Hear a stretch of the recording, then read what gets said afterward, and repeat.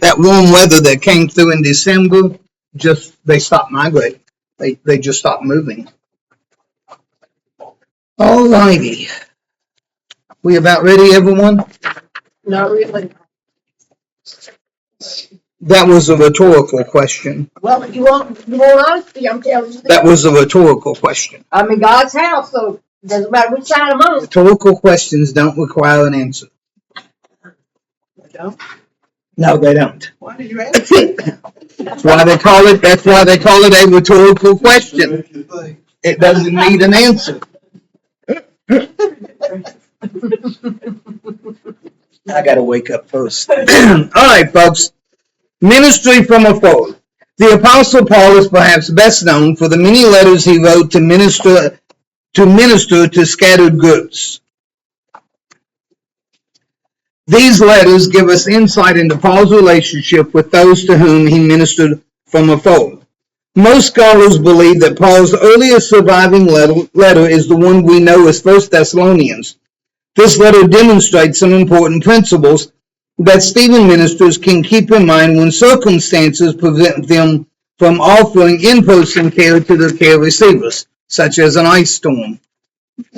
First, Paul's ministry was built on in-person relationships. Because of his prior face-to-face ministry, Paul could tell the Thessalonians, "You know how we lived among you for your sake, and we loved you so much that we were delighted to share with you not only the gospel of God, but our lives as well."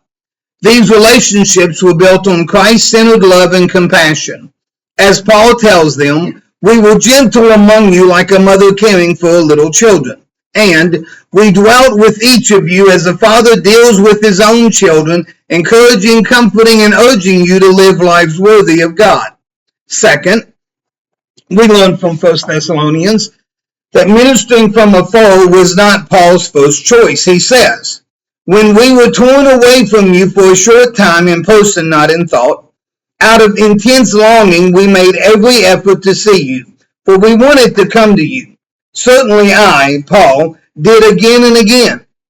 Paul also showed his preference for in-person ministry by sending a trusted friend when he couldn't be there himself. He writes, "So when we could stand it no longer, we sent Timothy, who is our brother and God's fellow worker in spreading the gospel of Christ, to strengthen and encourage you in your faith."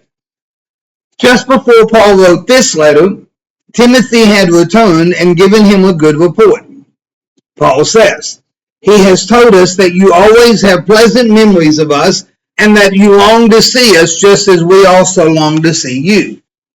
Third, Paul's letters were not a substitute for in-person ministry. He wrote 1 Thessalonians in part to comfort the church following the deaths of some in the faith community. Even so, he seemed to know that a letter was limited in the care it could provide. He told the church, "Night and day we pray most earnestly that we may see you again and supply what is lacking in your faith." If Paul were here today, we can only imagine how he might make use of the devices and apps we now have. Paul in text messaging. There's an image for you. Well, look what topic for it. Paul in Zoom. How would he text messages Zoom? Well, I said if you lived today. I said, if Paul were here today, we can only imagine how he might make use of devices and apps that we have now, grateful for the ministry they enable for him afar. Just as he made extensive use of letters, at the same time, it's clear that if Paul used such tools, it would have been to support his in-person ministry between visits, not to replace those visits. Likewise, in Stephen's ministry, we place a high value on in-person care, because when your care receiver is hurting, there is no substitute for being fully present with him or her, physically, mentally, emotionally, and spiritually. At the same time, we can be grateful for the technologies we have today that enable us to stay connected with our care receivers when we are not able to be physically present with them. And we can seek to use those tools in the best way possible. Let us pray. Lord God, the scriptures say that when we call, you answer. You are always there for us, hearing and responding to every thought and every need. Thank you for the privilege and power of providing in-person care, as well as for ways to stay connected when we can't be physically present. Bless our time together now, helping us to exercise wisdom and discernment in using the communication tools available today. Amen. Number one, you're up. That's me. I'm number one. You're number one. You're number one.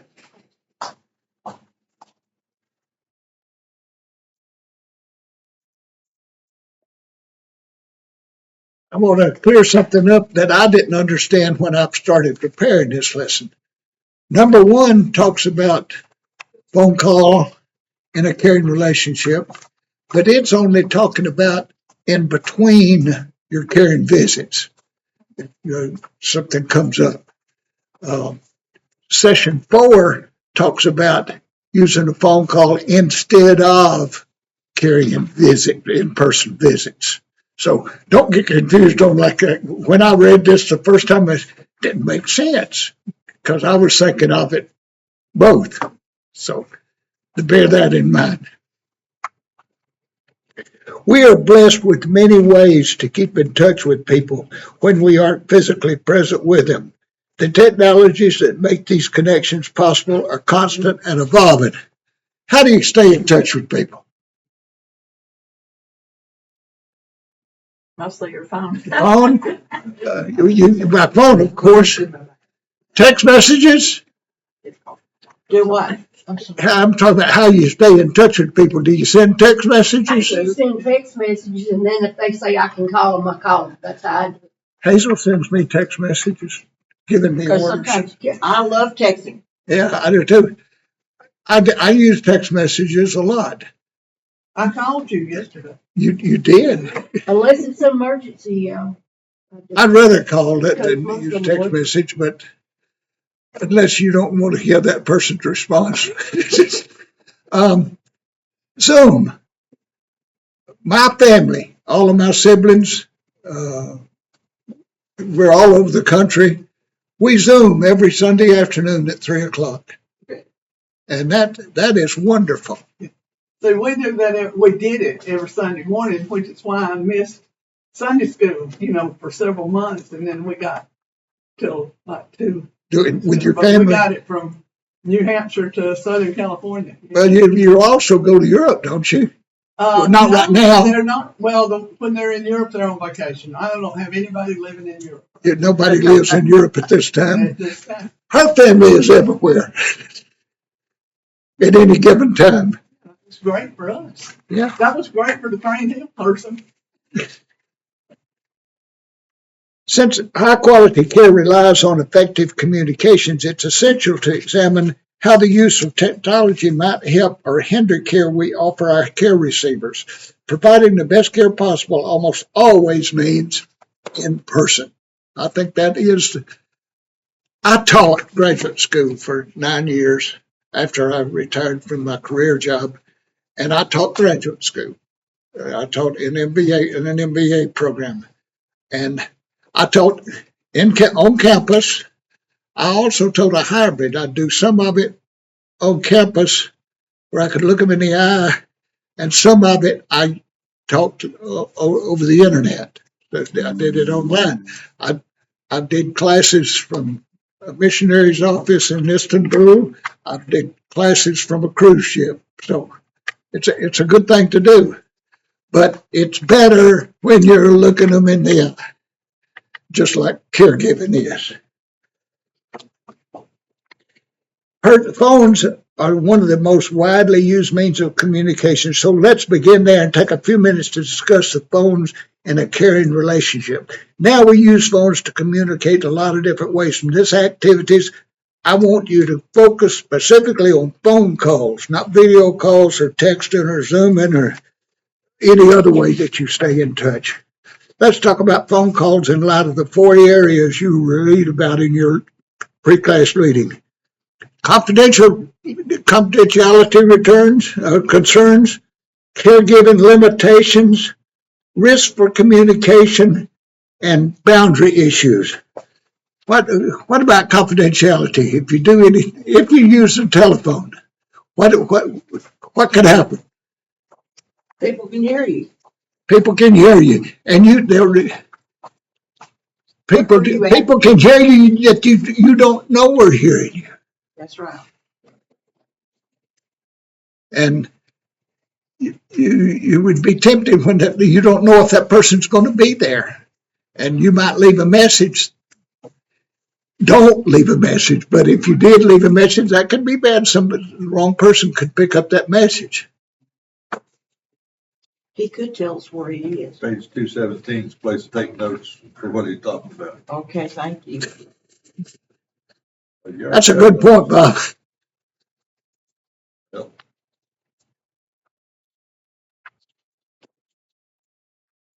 Okay, thank you. All right, caregiving limitations. How are you limited if you're just on the telephone?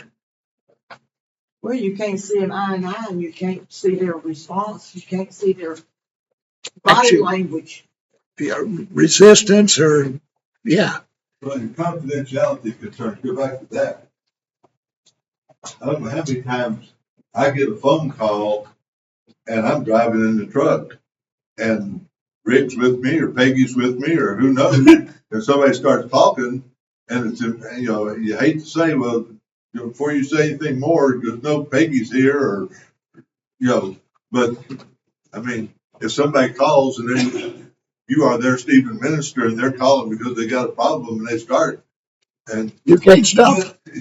Anytime I call somebody, even my mother, I will say, you're on speaker, just know that you're on speakerphone right now. Yeah. You would almost have to, I begin every conversation with, just know that you're on speakerphone. Even when it's my mother, I tell her she's on speakerphone. your position as pastor, you would almost have to do that. I did. But I'm coming, if you go back to confidentiality, to the point that people don't know you are somebody's Stephen minister. Yeah, that's right. So if I'm your Stephen minister, you call me on the phone and Rick's in the truck with me and I say, well, Doyle, you're on speaker in the truck and Rick is with me. You say, oh, okay, I'll call you back later. Well, what's he gonna think? What? So I mean that using the fact that somebody either, I think Sherry said she texts to see if it's okay to call. And I mean, I would recommend I that. have people that, Yeah, because you can't. well, sometimes Hazel will send me a text and, Doyle, can you call me? Right. Mhm. Which is a good way to do it. Risk for miscommunications.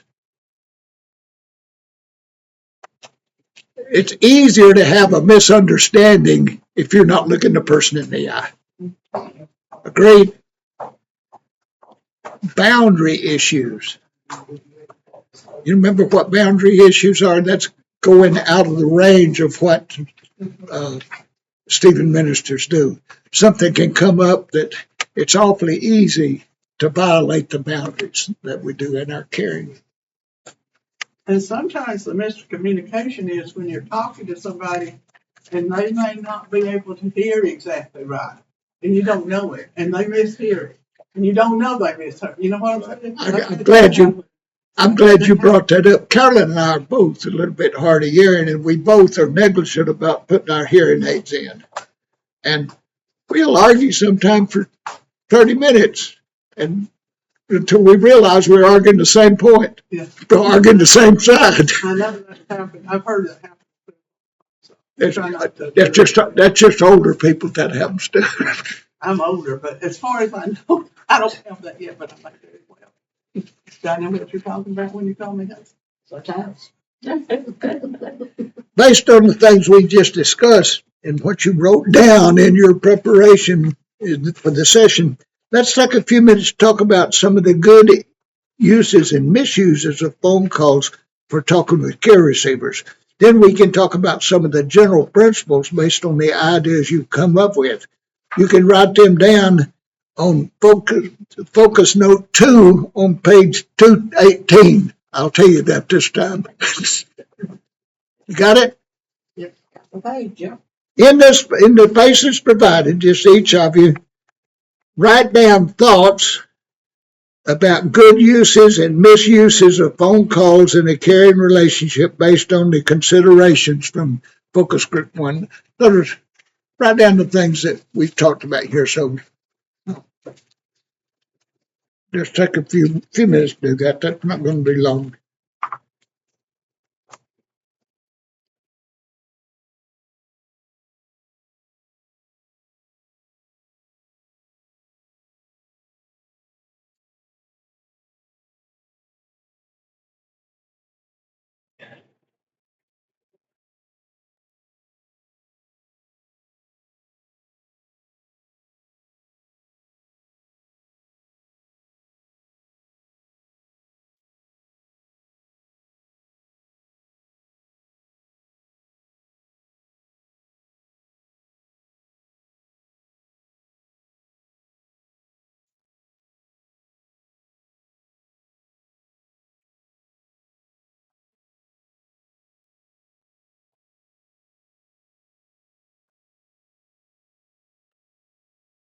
As soon as I tie my shoe, we'll resume.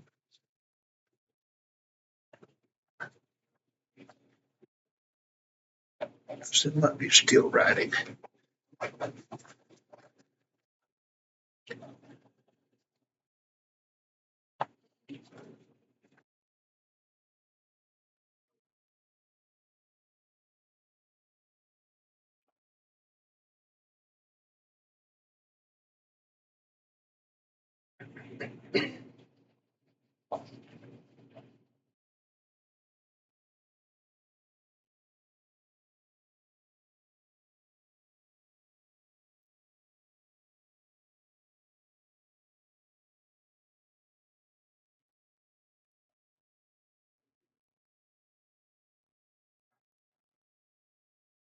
I'm going to go in and finish this one up.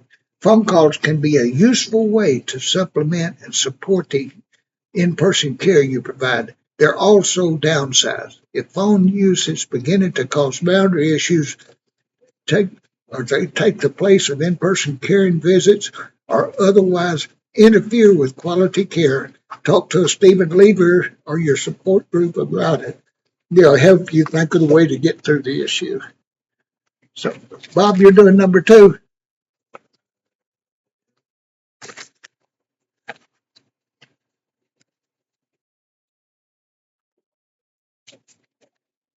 Ministry of presence. I mean, giving people presents. Mhm. 30 seconds. About 30 seconds.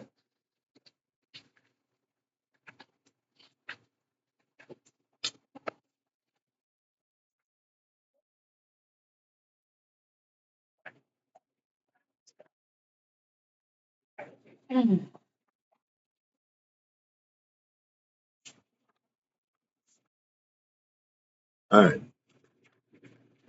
Ministry of presence. In other words, being present. Well, on page 219, you've heard a lot about Stephen's ministry being a ministry of presence. In order to be effective caregivers, Stephen ministers need to be as fully present as they can, as Robert read in the devotion, mentally, emotionally, spiritually, and physically, in their caring contacts with their care receivers. We're going to do an activity to see the value of that. I want you two to be partners and you two to be partners. Thank you. You didn't want to be present. You're going to have to move anyhow. All right. Francis and Hazel. Oh, Francis and Hazel, you're going to be the care receivers. oh, And I want you to take a minute to think of a minor annoyance or a disappointment that you experienced this past week that you don't mind sharing with your partner. Don't do it now. Just think about it. A minor annoyance or disappointment, something that happened this week that you don't mind sharing. Okay? Connie and Sherry, in a moment, your care receiver will communicate an annoyance or disappointment with you, and you will then offer care and support. Okay? During this activity, you won't actually talk. So here, I want you to move your chairs. Well, no, just move right here. Just move right here. Okay. Oh, us, Oh, I got it. we going over there? Yep, you're going over here. We see your books? No, not right now.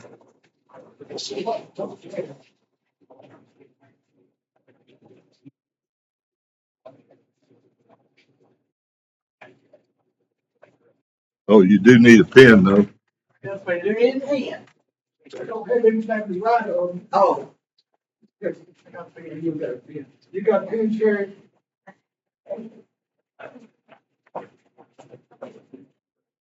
I always keep a lot of pens in that left-hand drawer there.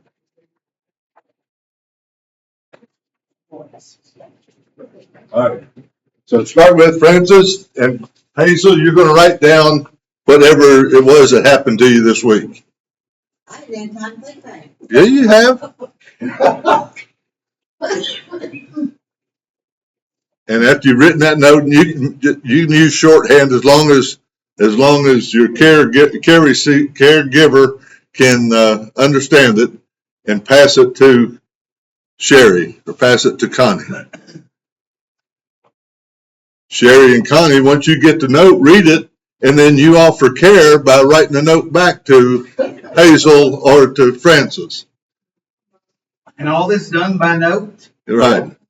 It would have been easier to just Make it a text. point. Yeah. Yeah, they're making a point. So you're not looking at each other necessarily, and you're not communicating any way other than just the note writing. Yeah, and that's why I almost changed it to, and I thought, no, this says do it this way. We'll do it this way. And we do have other things to do today. Just saying.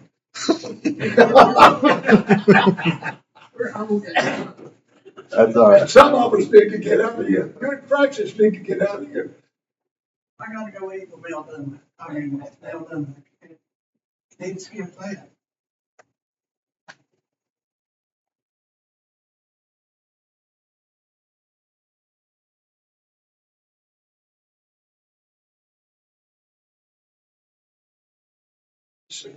I should have given you all the first assignment before class started. We used to do one example. Yeah. Wait a second. Yes, ma'am. You can't talk to her. Hazel. Well, I was just leave a message.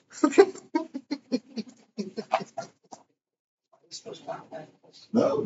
If you wrote it down, you hand her your note. Oh, okay. Just the one. Just this one. You got 5 sheets of paper. That's all you got. Just hand Connie your note. There you go. There you go. And then Sherry, you read the note, you answer by another note. So forth, back and forth. Offer the best care you can.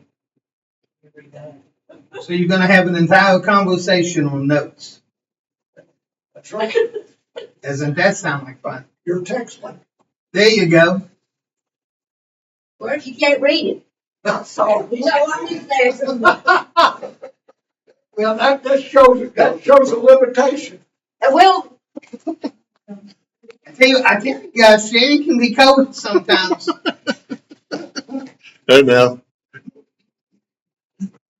Oh, my God. Oh, man.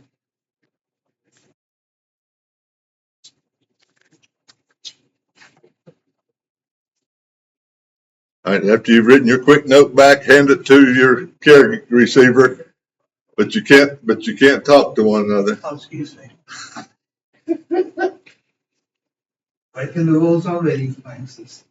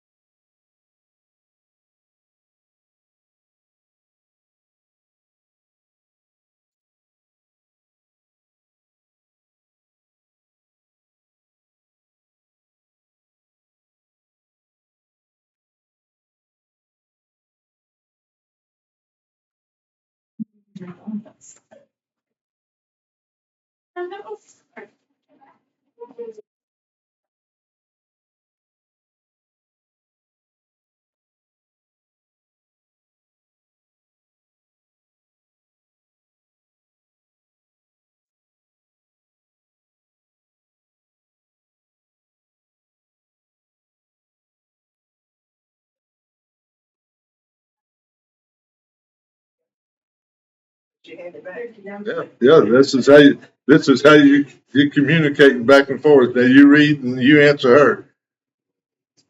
Don't let this go on all day. I won't.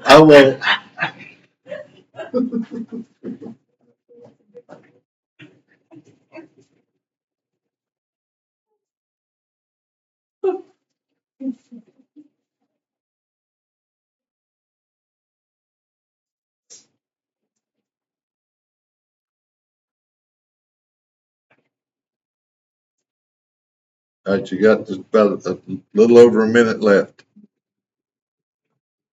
And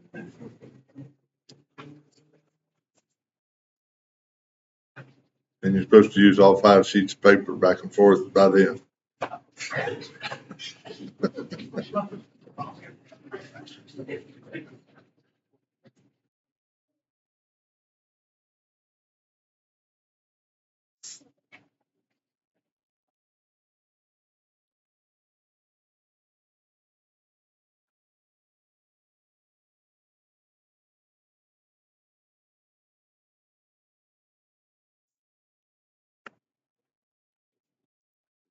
Did y'all solve your problems over there? Do I?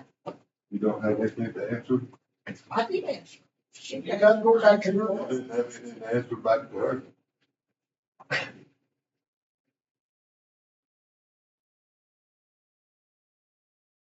racist. You can't talk.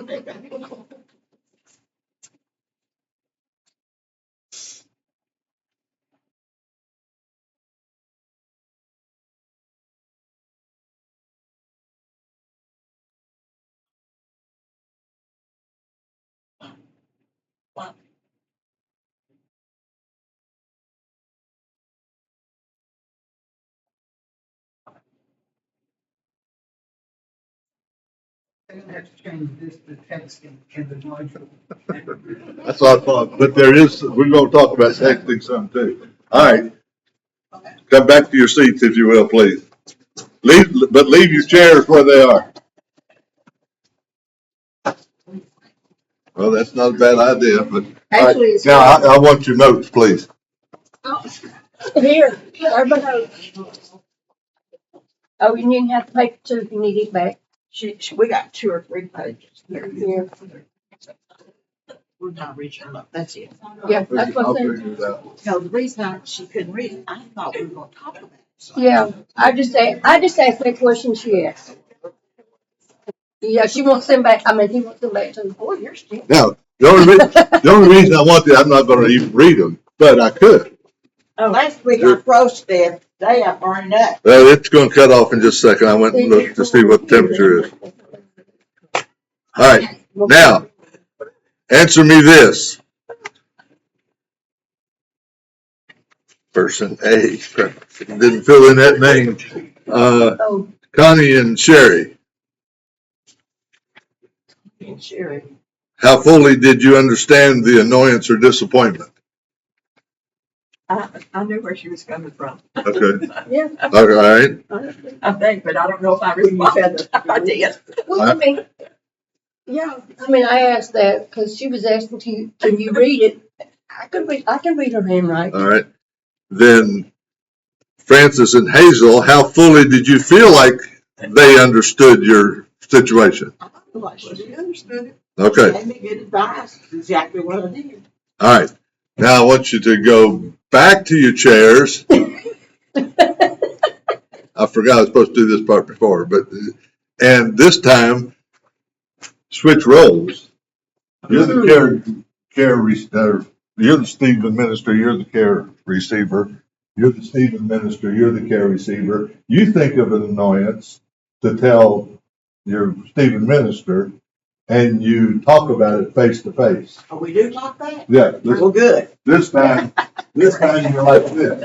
Oh, we're doing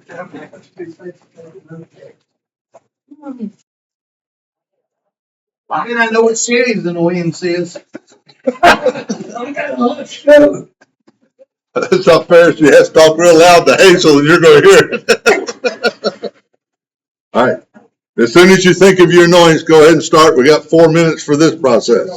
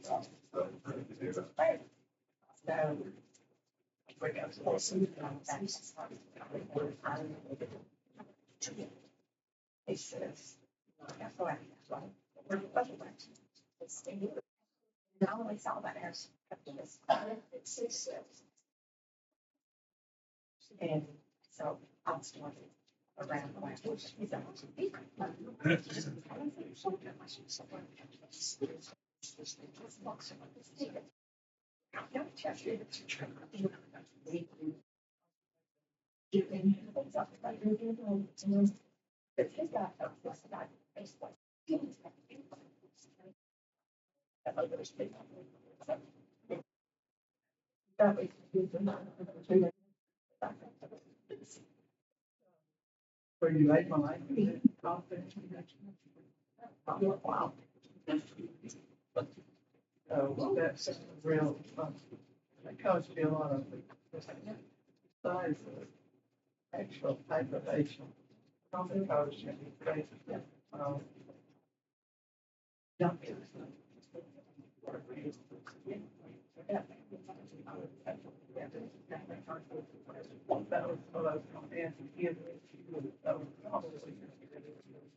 That was the issue. I think I didn't get that picture of my person. That was really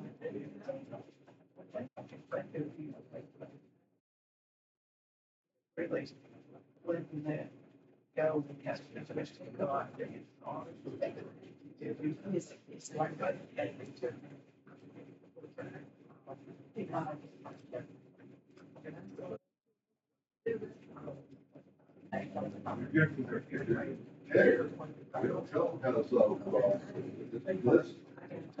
Reflex, all that stuff.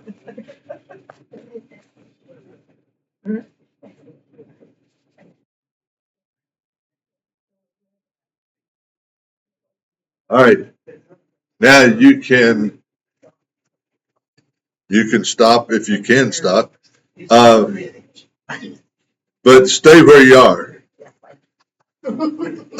We're sorry, what were you saying? I said you can stop now. I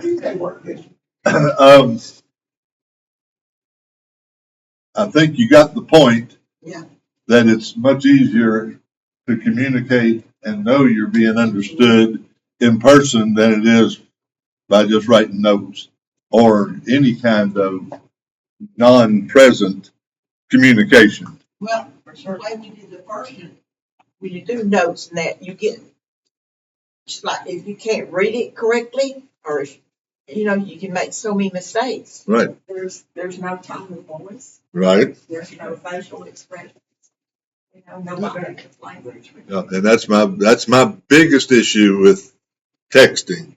I mean, I like the fact that you text and it doesn't have to be immediate. You get it and you can answer later and that kind of thing. But you don't really know, and I'm really bad about, saying one thing in a way that I mean something else, and you do that on a text. Well, And we started texting. right.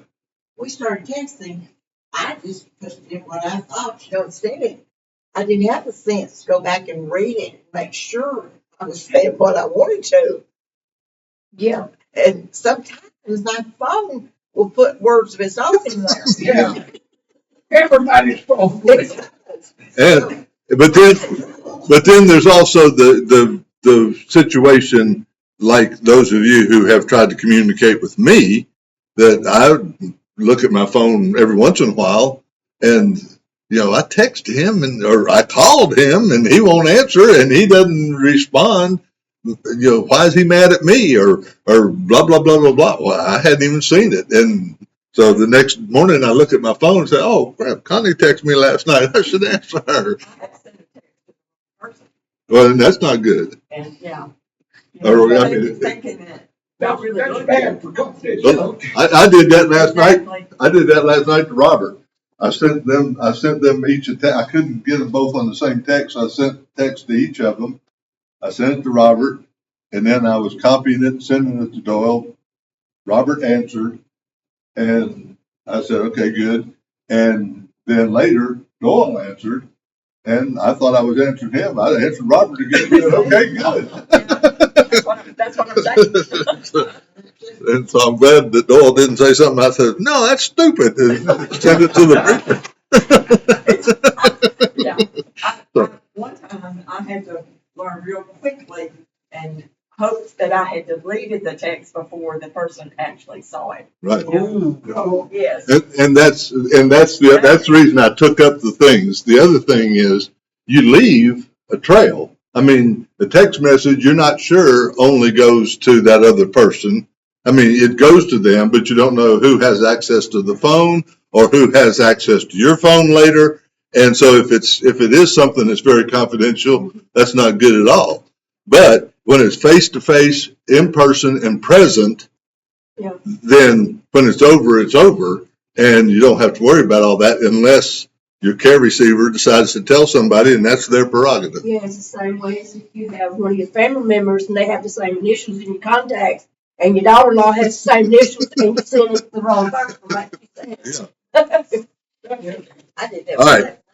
Now, to Sherry's point about how bad the weather's going to be, I have a doctor's appointment Friday afternoon, and they called and wanted to know if I could come this morning instead. I think they're going to close the office early. And so I first said I'd be there at 9, and Peggy said, you got Stephen Ministers in the morning. I thought, oh, yeah, that's right. And so it got 11:30. So we're going to change the order of the class, and I'm going to go ahead and do section 5 right now, but it's going to require you to be in pairs. So just hold where you are I think we can do it this way. Because we want to talk about how we care in between. I mean, we've talked and talked and talked. Basically, this caring relationship is a 1 hour in-person visit, a private in-person visit once a week. Okay, that's ideal. We've talked about the fact that sometimes you go to that person's house, there may be somebody else there but you need to be as isolated as possible, that sort of thing. All right, what about that time in between? Those 6 days and 23 hours in between visits. And we're going to spend a good bit of our time the rest of the day talking about that and what are ways that we can provide care, but what are some ways that can get out of hand. And so this section is talking about how to set some boundaries for that time in between. And all of the information that you're going to hear from the three of us for the rest of the day deals with that. But in each case, I think in each case, it tells you how to deal with it when it gets out of hand. I almost think that we ought to address this up front. That it has been proven in Stephen Ministry for 50 years or however long they've been in existence that the best way for this caring relation to happen is for us to see each other for an hour each week. If it gets much longer than that, then that's not that's not going to be the end of the world. But the absolute best care is conducted in 1 hour visits once a week. You're going to get beyond the boundaries. Right. And so, but if something happens, if you're talking to your care receiver and you have a care receiver because she lost her job, and you've been talking to her for 2 or 3 weeks or whatever, and your relationship's going great, she's got a job interview on Friday and you met on Tuesday. I mean, texting her or calling her Friday morning and saying, I'm thinking about you today, I'm praying for you. I mean, those kinds of things I think are good and help support that hour visit. But her calling you on Thursday night and wanting to know what she should wear and should I get there way too early or is that bad or should I be just a little bit late or how should I answer? Those conversations can get out of hand pretty quickly and so what this talks about is when they do, how are we going to deal with it? Okay. I think we ought to deal with it up front, but we're going to do what this exercise says. Start with. First of all, I want you to tell me some other possibilities of areas, ways that we may need some boundaries on how to care in between visits. The amount of time it takes up. I mean, it could get to where you're having an hour-long phone conversation every day. That's one. What are some others?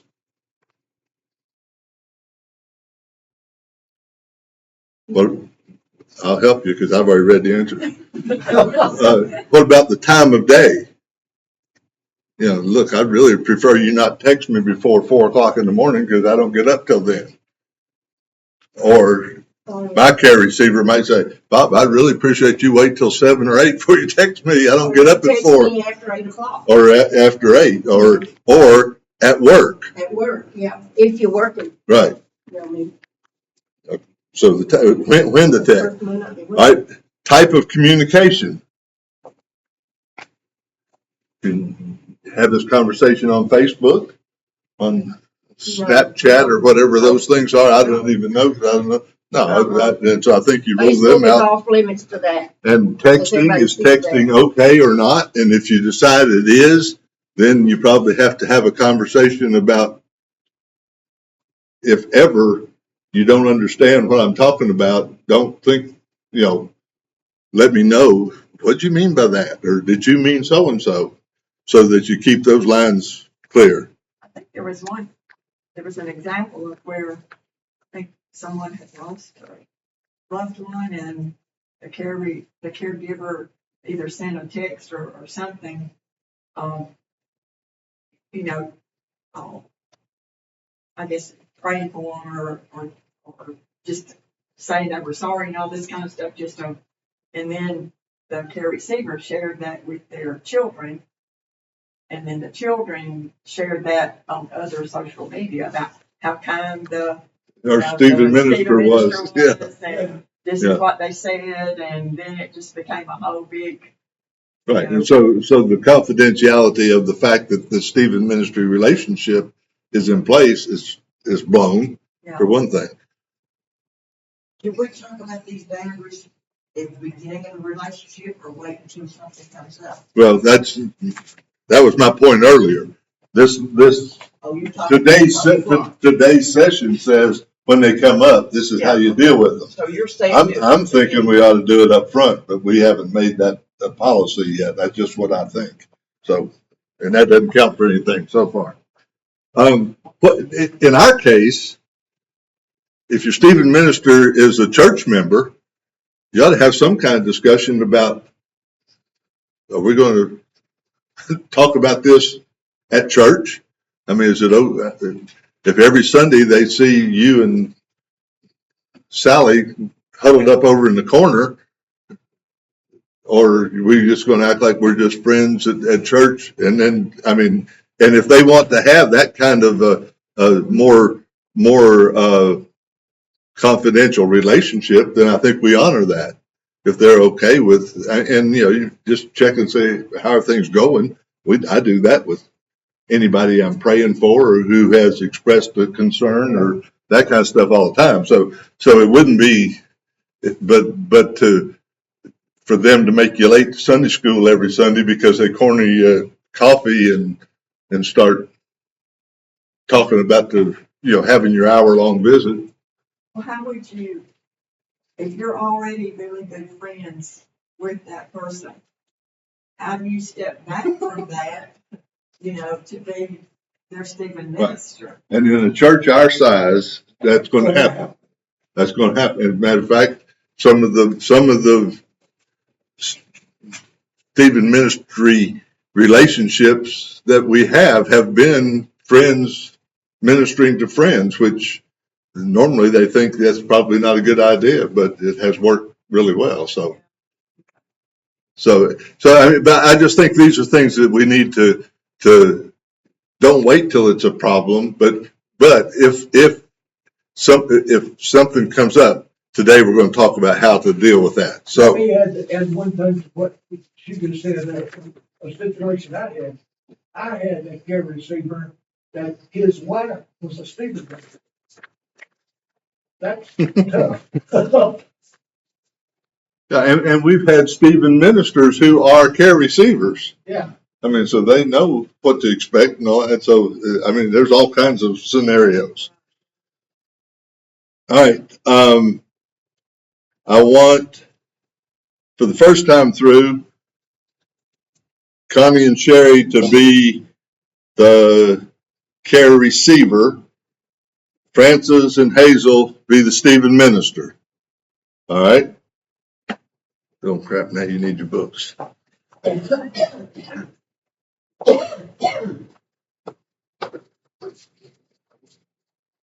Which one's this?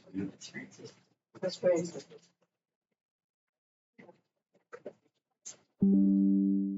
On Let's get in our boots. We need our boots.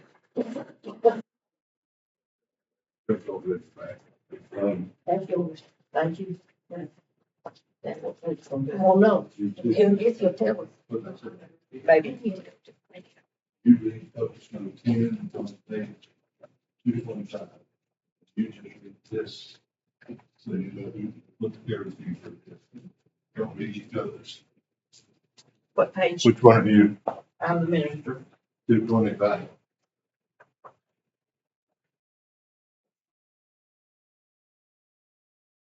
You're the Stephen minister, you read 10. Mm-hmm. You're the care receiver, you read 11. And then after you've read those, then the Stephen minister starts the discussion.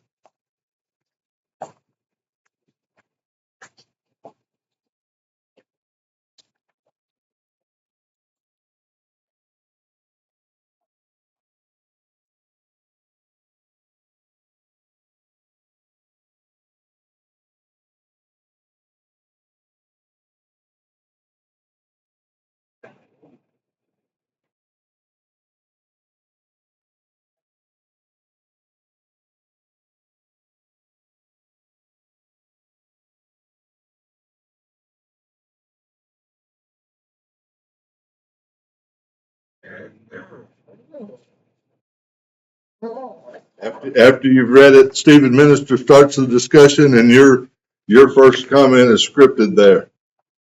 Okay. Ready? Ready? You have 4 minutes. Oh, something I have to, and before we finish, with all the rest of the stuff, I think I'm gonna talk to you at the same time. I know you had a hard time, but a lot of things have been going on. We want to have a chance. I just go back and start a place to, it's where you get away. So if we could decide, maybe, maybe, I mean,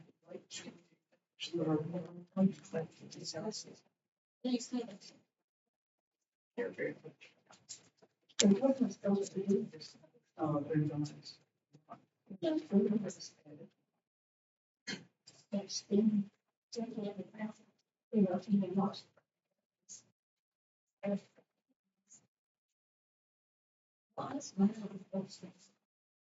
It's been a lot. That's one side. Stop, don't do it. We could just say some boundaries.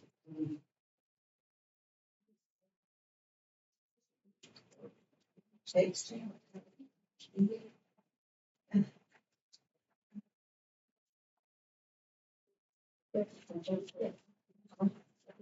If there's something you feel, we've been discussing last with the choice safety.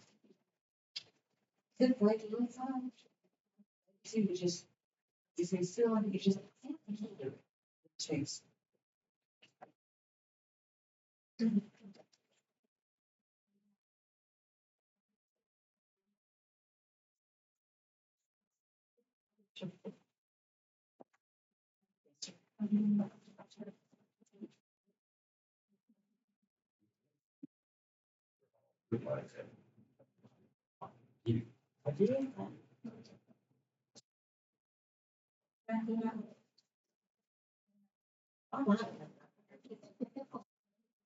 See, and that is, it's not, it's hard to work.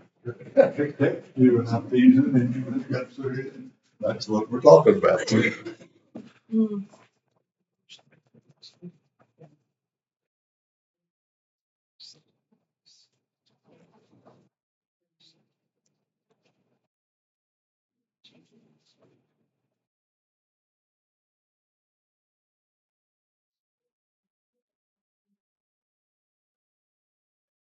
All right, you got 1 minute left to finish up.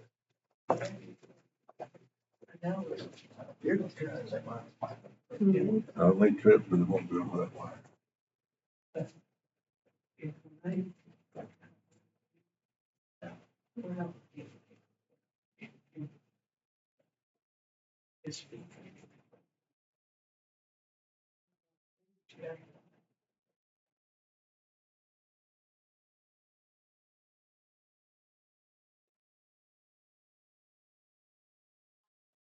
All right, there's the bell. All right, your time's up. If you will, answer this question. What went well with this conversation? Well, either way. I go ahead. Karen, you go ahead. I mean, went well as far as the conversation, but it kind of, in my feeling, I still wanted to do more. You know, And you're the care receiver? No, You're the Stephen minister? yeah, And you want to do more? well, I'm just saying, I'm not saying I'm going to do it, and that's not what I told her. But I'm just saying, you still have this feeling for people when they're saying, I want to do this more than 1 hour a week. I think we Yeah, okay. really never got to set the boundary. Okay, well, okay. And what could have gone better is the next part of that question. Well, I mean, yeah, we talked about, why I needed more time Okay. with her, and she understood that. But we never really got to the point that she said, it Okay, probably an hour would be, what we should spend together. right. And was asking her about other things she was interested in, what she can do now, Rather Okay, than spend okay. 30 more minutes Right. with her. or what had she thought about. Okay. That she had not been able And to do while her. if you ever have this conversation, it's probably going to be more than a 4 minute, Exactly. 4 minute conversation. However, they were done in 2 minutes. So what went well with your situation? I'm not sure anything did. You not sure it went well? No? Well, All you did take more time. Angela just told her to quit texting me. You said I cut her off. What went well, Jerry? Well, Nothing. in this case, she told me what she thought, but if you go by the care receiver, they felt like they were cut off. I mean, All right. So what could have gone better? maybe just a little, maybe an extra time in the bank, because there's sometimes, I've seen this and it at work, and you cutting them off, when you're at lunch and they want to talk, but you have to be careful. Did you even get a chance to tell her why you were texting more often? No. Okay, I didn't ask. Not Miss, no, she didn't ask me. She told me. okay. So, and I think it's safe to always drop back to that, what I said earlier, that it has been proven that, the best way to do this care is in a 1 hour face-to-face block per week. And that doesn't mean they can't ever do anything else. We can, but the closer we stay to that, the better the care is going to be. Not that I don't want to spend more time. As a matter of fact, in Francis' case, I really would like to, but we have been told and we know that somehow that It'll get out of hand. it But thinking, like, and when I'm talking to her, kind of giving her hints for time to think, what can she be doing? right. And then instead of doing those things when you do spend that hour, then it's reporting on how did that go, which you've saved a whole bunch of time in doing it that way too. So Don't worry about 60 minutes, boom. It's a guideline. right. You end when you need to end, but you make sure you need to end right about 60 minutes. Right. All right. Now, 10 o'clock. Yep. He got out of on purpose. He got out of line. System was supposed to be active breathing. All right. We're going to do this. We're going to do this again, but reverse roles. Oh. boy. Stephen Minister is now the care receiver, and now this time, whoever's going to be the Stephen Minister, your focus note is number 13 on page, whatever page that is. And the care receiver, yours is 14. So you're the Stephen Minister this time. This is you. Where am I? What page? You're 27, for you. 227 for you. Right there. This is me. You read that. You're the care receiver.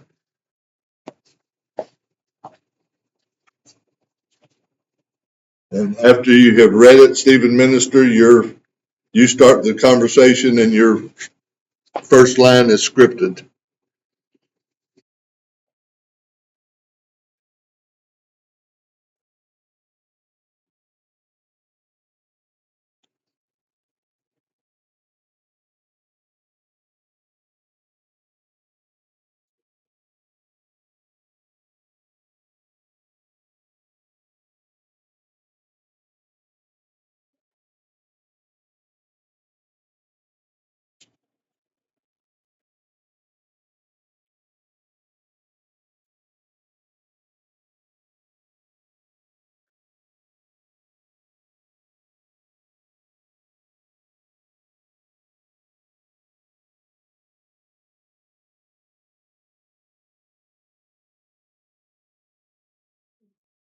All right, you ready? Stephen Minister starts.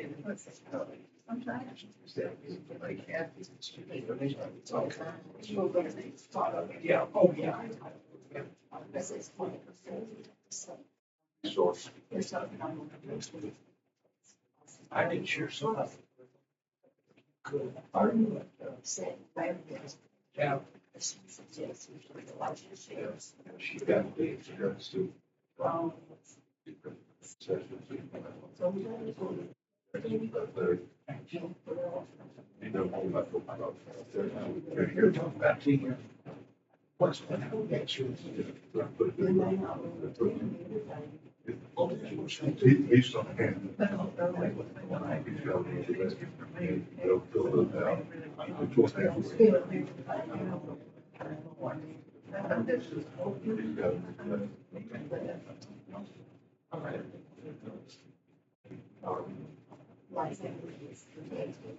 All right, you got one more minute.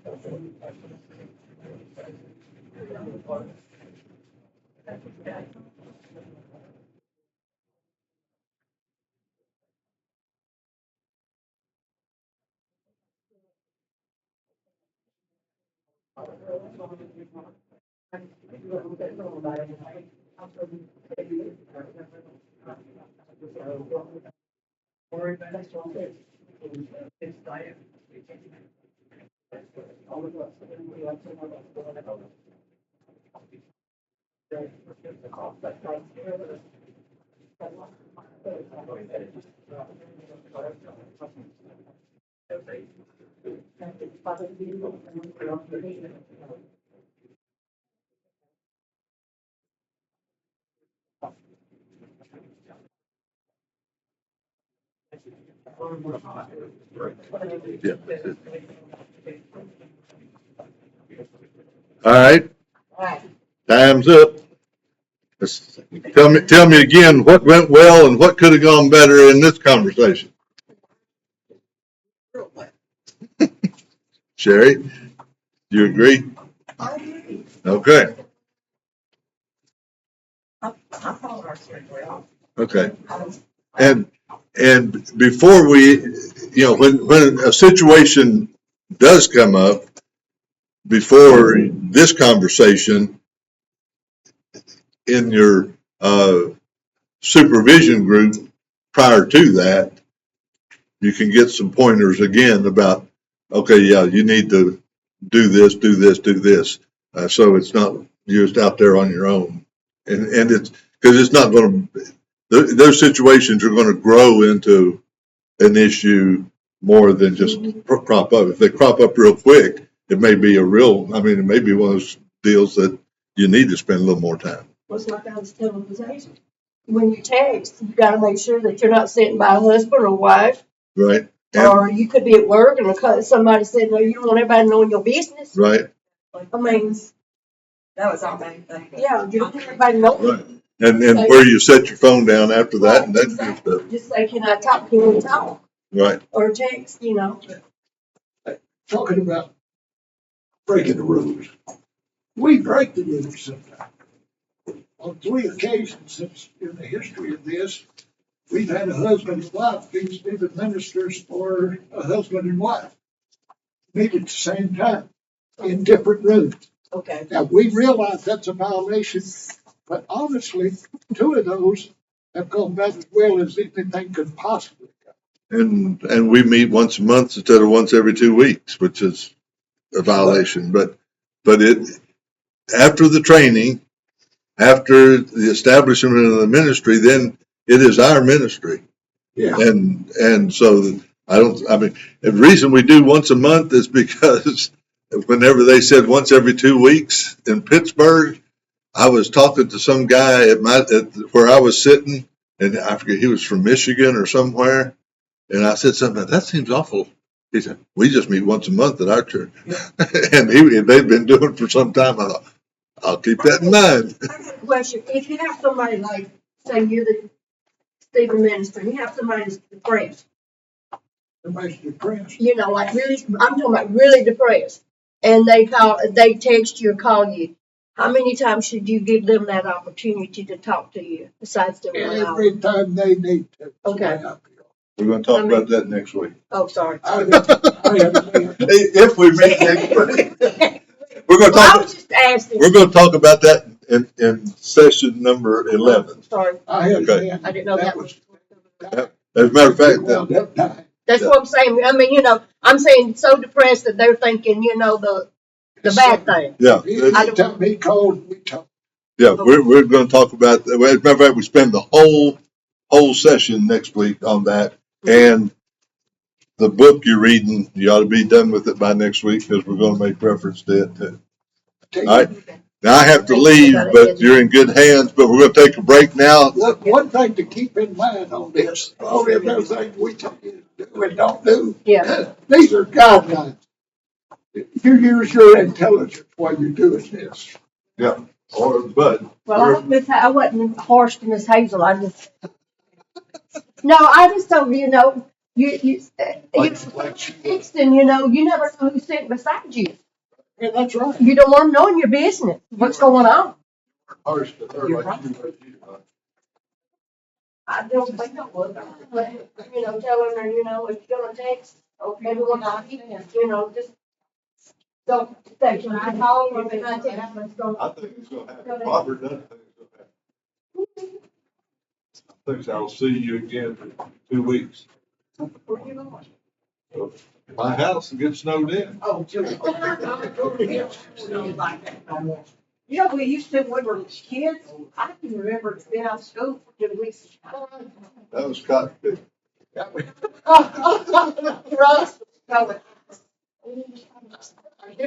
I lived in Detroit, Michigan, we lived there 2.5 years, and how many days we missed because of snow. Done. Well, that's because you had snow, you had equipment and all that. That's right. The guy would come, he called it pushing our driveway, getting all the snow out of it. I'd get up at 4:30, it'd be clean. It's a good deal. All right. Y'all been good. Let me tell you something.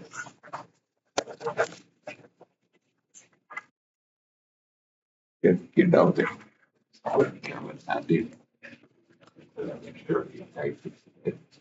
We do that for about an hour, then the girls come from their bedroom, we come to the living room, which had a door obviously, about various, then we go to lunch. That worked. It didn't work like it.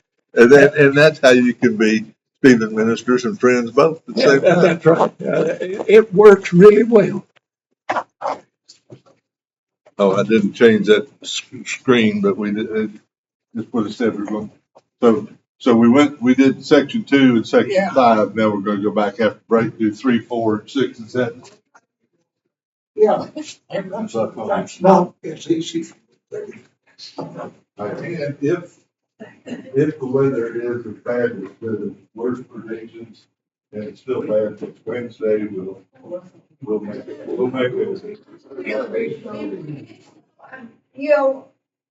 But the ice, that's the one thing that's it's much worse.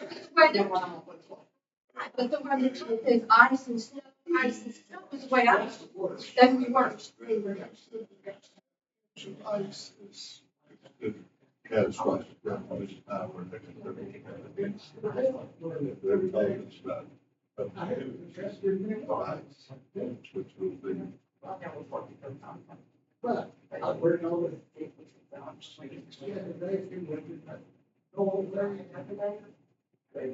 Just go by it. Just right now.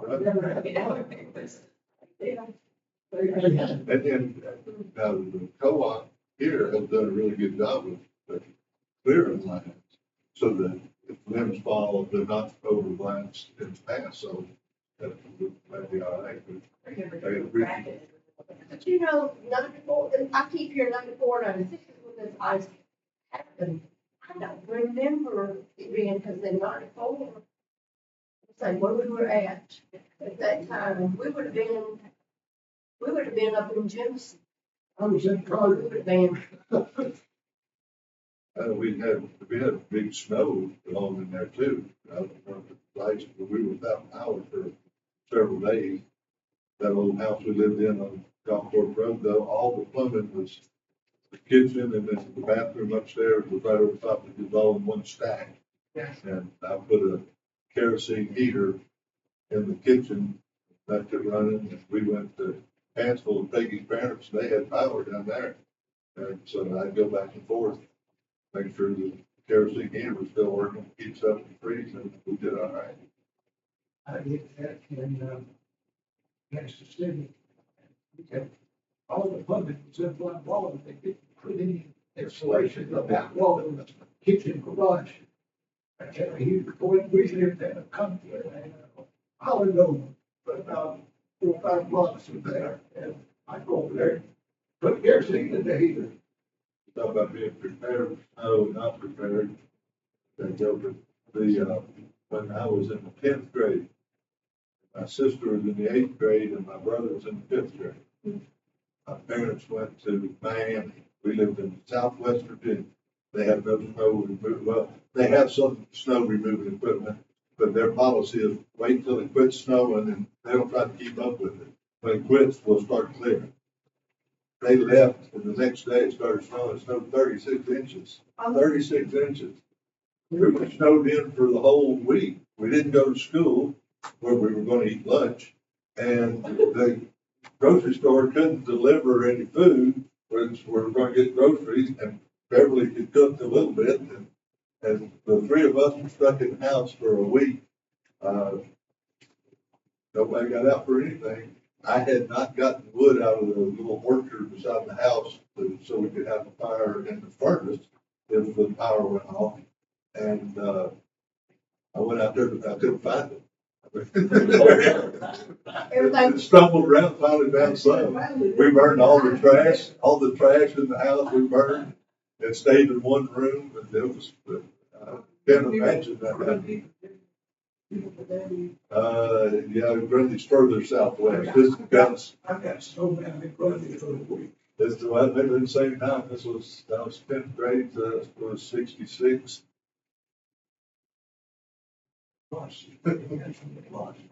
And my parents, when they came home, they got back as far, even a week later, got back as far as Mount Airy, North Carolina, and they couldn't get up the mountain until the next day. And just one guy, I was looking for him, this guy was your brother, his name was Hoss. Hoss man, Cleveland, come in, he had a PhD. See, back when your parents was gone, they couldn't keep in contact with you either, could they? Well, they called on the phone, landline, because the pump, which was, the pump house was out in that little orchard about, 35 yards from the house. It froze. And it's just the little line at the top, the pipe froze. So my dad, I told him whenever they called to check on us one time, he told me what to do and how to do it. And I put my boots and everything on, went out there, took the torch, just heated it real easy back and forth so it didn't thaw out in one spot, and we got the water back on. And just when I came in, I sat down at the bottom of the basement stairs, was taking my boots and everything off. He called back and I was able to tell him that I got the water back on. So we were good. We were without water, we were without heat, we were for a week. We survived.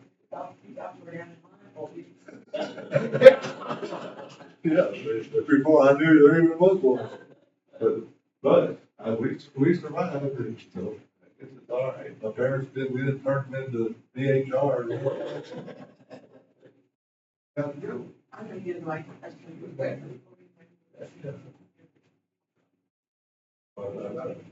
Depends on the snow.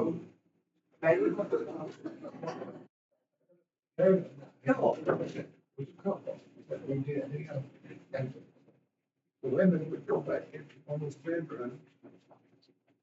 Man and I would stay in the living room or sunroom, and the women would, after they finished everything, they'd come down, he and I would stop talking, we'd chat for about another 30 minutes, then we'd go look. Do you know anything about the There's a lot of water, and that's me, I saw it. No, a lot of what? Water, a whole bunch of water from there, and that means it doesn't need to be lit. Also, Then they made them that back there. I don't know who's here. You're not, Oh, okay, I'll tell her, I'll be gonna take and give me the water, ask them. What it is. I have no idea. That I do not know. what's that take for, and they know what that take is over the counter? There's repairs that side. Oh, I did not say it was here. but- Yeah, and that case has been used to serve y'all.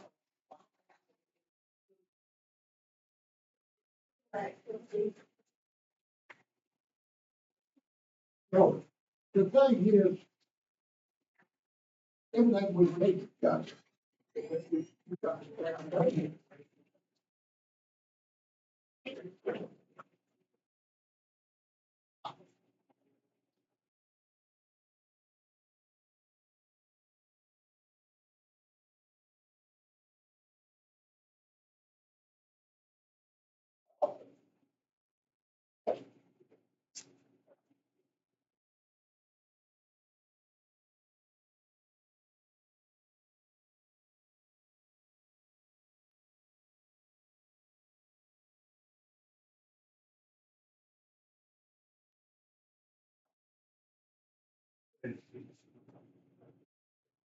I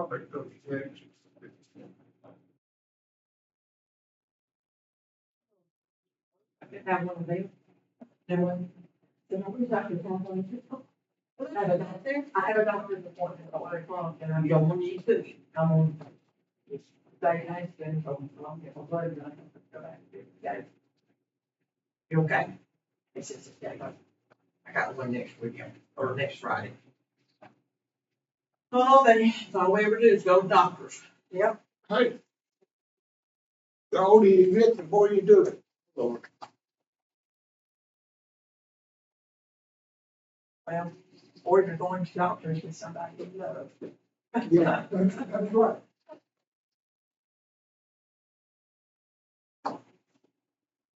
You know what, well, she didn't either. Robert said just give it to the Lord. Except maybe somebody left it thinking about the machine out there and just left them. But I thought that. There was a bunch more Could do some back stuff, there. you I know, know. Much more. orders out just to. I had no idea. I have no idea. He just said give them to her. Well, I thought that's who he took to. So I don't know.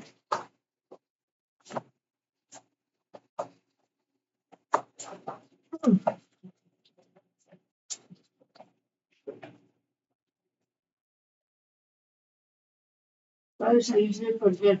I do some myself. Do what? There. Okay. You make that? Yes, man. I found out I just told Francis first time.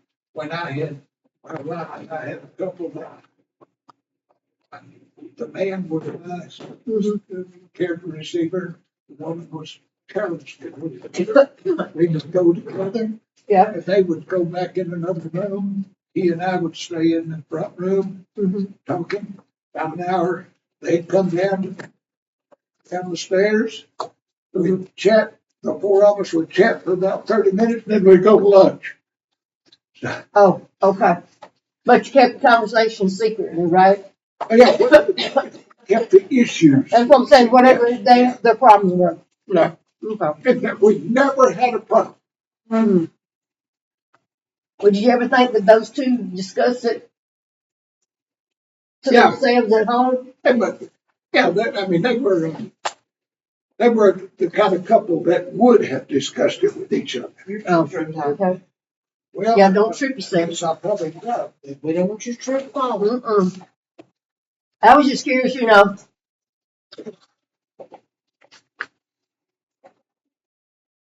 You have a good vacation, Sherry. I did. I went down to my home place. I hadn't been there in 10 years because it's hard to get off during the holidays. I can get off a little bit, but not enough to go down there, even though it's a 2.5 hour drive, because you don't get really a lot of time. And that's when and during Christmas, my brother's gone anyway. He goes to that Christmas place at Pigeon Forge up in that area, Seville, Yeah. Tennessee. That's where he goes because her mother she lost her mother back in 2015. So he took her that because she was, I guess, not depressed, but a little, losing a mom. When I go back home, I try not to question. And Did they see it later? Well, who lives in the house? my sister stays in the house, so that's where I did. But the house has not been updated except for the floors since my dad died in 16. The windows need being replaced as far as drought, you know what I'm saying? Because it was never insulated. Daddy never really, insulated it back then. So there is heat, but it's like a little wall unit like this. So it's cold. And I stayed on a mattress in the living room. So it was very hard to sleep, because the train woke me up. My train, sorry, I'm talking too loud. The train at my house is like from walking from that window to that wall over there.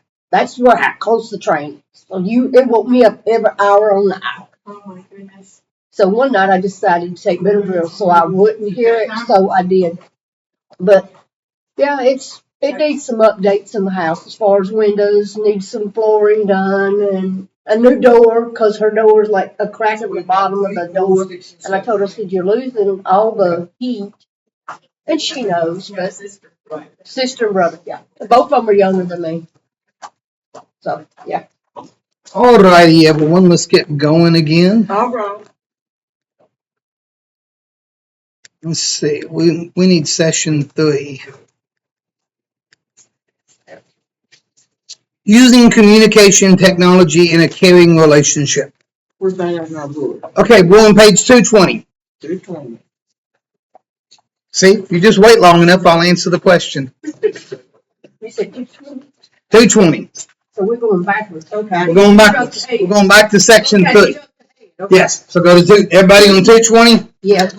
Okay, we talked earlier about the advantages and disadvantages of making phone calls in a caring relationship, and we looked briefly at the limitations of text-based communication. Next, we'll apply the principles from the pre-class reading to other means of communication. Let's take a minute and brainstorm types of technology people use to communicate other than phone calls. What are some of the ways people communicate other than phone calls? Email. Email now, yes. Text messages. Text messages. FaceTime. FaceTime. Zoom. Hmm? I guess you could say Zoom. Zoom, of course. Any others? Okay, we're going to break into small groups and discuss these other means of communication. Each group will select one means of communication to focus on from our brainstorming session. So go ahead and grab your 2 chairs again. Why can't we do it here? Because you're too close. You'll interfere with each other. Do we have to take our books? Take your book with you. You can go to a table back here if you want to. Just separate, go to another table and just to where you're not right on top of each other. If we go to that table, y'all Got plenty of tables. Yeah. Yeah, y'all stay at your table now, Hazel. They went to the other table. Okay. All right, now that you're in small groups, first, I'd like for each group to choose one means of communication that you just came up with. Each group will need a different one to focus on. So, Hazel, Sherry, what do you want to focus on? Texting. Texting. Connie and Francis, what do you want to focus on? Email. Email? Okay. All right, look in the space at the top of focus note number 4. Write in the means of communicating your group will be discussing. We've done that. You've done that already? Mm-hmm. Okay. No, I lost my spot. There we go. Okay. Within your groups, discuss the areas of consideration in focus note 4. This will be like the discussion you had for focus note 1. Only focus on a means of communication other than phone calls. You've chosen yours. So the specific considerations will be different. Talk about any confidentiality concerns, caregiving limitations, risk for miscommunication, and boundary issues that could come up when using this means within the context of a Stephen Minister caring relationship. In the space provided, write down the issue your group comes up with. You have 5 minutes. Go ahead and begin.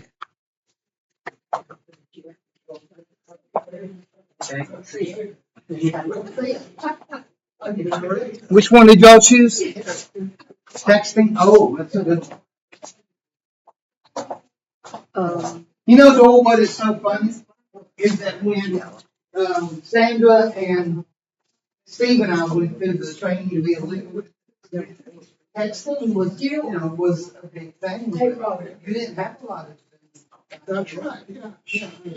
We got a question. Yeah. Do you want more than one in the first one? Yeah. Okay. I can see it. Don't talk about it. Zoom was. Don't talk about it. Well, they can see it. We started my family in Sunday afternoon, yeah, until she died. 2 years ago. Let's go through, put one for each one, and then we'll go back. Caregiving limitation. I would say. You sit in there, Sunday school class. What I. Yeah, because we said it was chosen. Oh, you mean, now they're talking about. Yeah, and then maybe with one text. One text. When she finally started, She wasn't start yet, huh? She was singing at the National Guard. You got about 2 minutes. She's a very nice, she was then a very nice girl. Was she?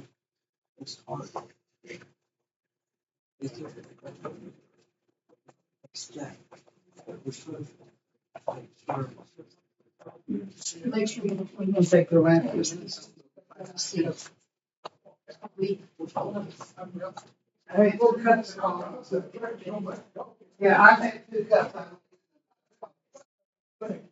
And read what you wrote.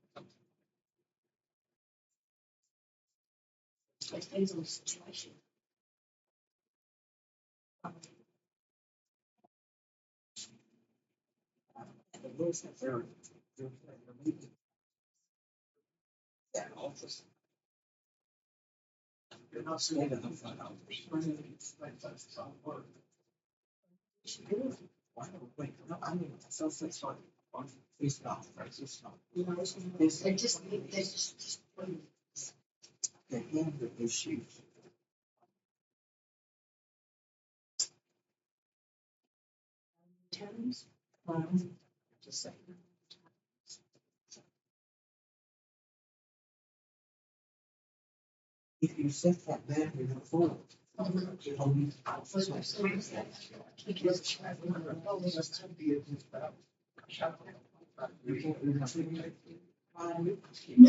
they just. Better than one. I get red one, everything, and get red one. Get the first one, not just, we have some, you know, knowledge, right? Oh,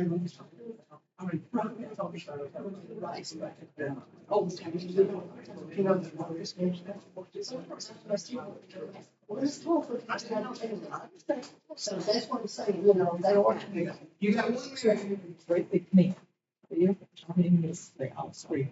1 minute till Tuesday.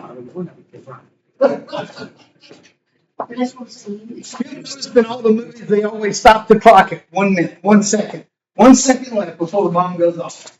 And, Used to taught graduate school. that's what I'm saying, you better, you know, and you gotta realize, people now do more We texting started class. than they do in church. They had to go to their own. But you know, I said, no, we didn't start. They did it like We that. started. Just so you get it right. The reason I did it, it's more exact. 6 o'clock, approximately. Yeah, 6:03 is exact. My math professor, class began at 9 And then, o'clock. At 9:01, he gave a take off. I'm telling you, you could be learning because you can do a lot, especially by Well, number one, my grades was alone. Everything you've got, It's just, I can't read. that's what I'm saying. Well, they have to do it so that you can copy theirs before we, that's the reason. But it's like I told you, if you're doing anything, you got to sign it. You don't bring. Katie and Jackson says Monday, 3%. Mhm. They can do something. Now, we have to teach kids because when parents go to school, they quit and you got to teach them that.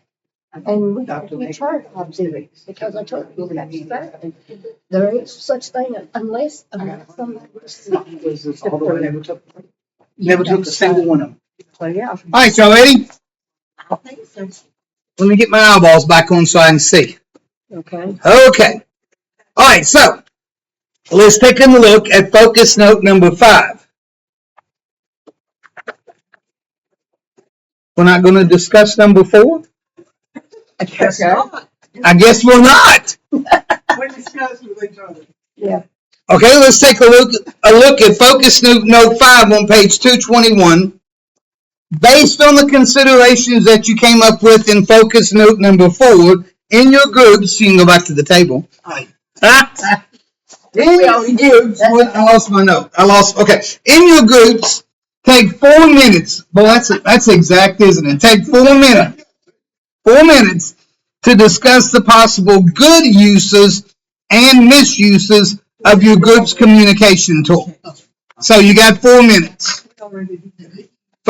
That's focus note 5, page 221. Look on page 221.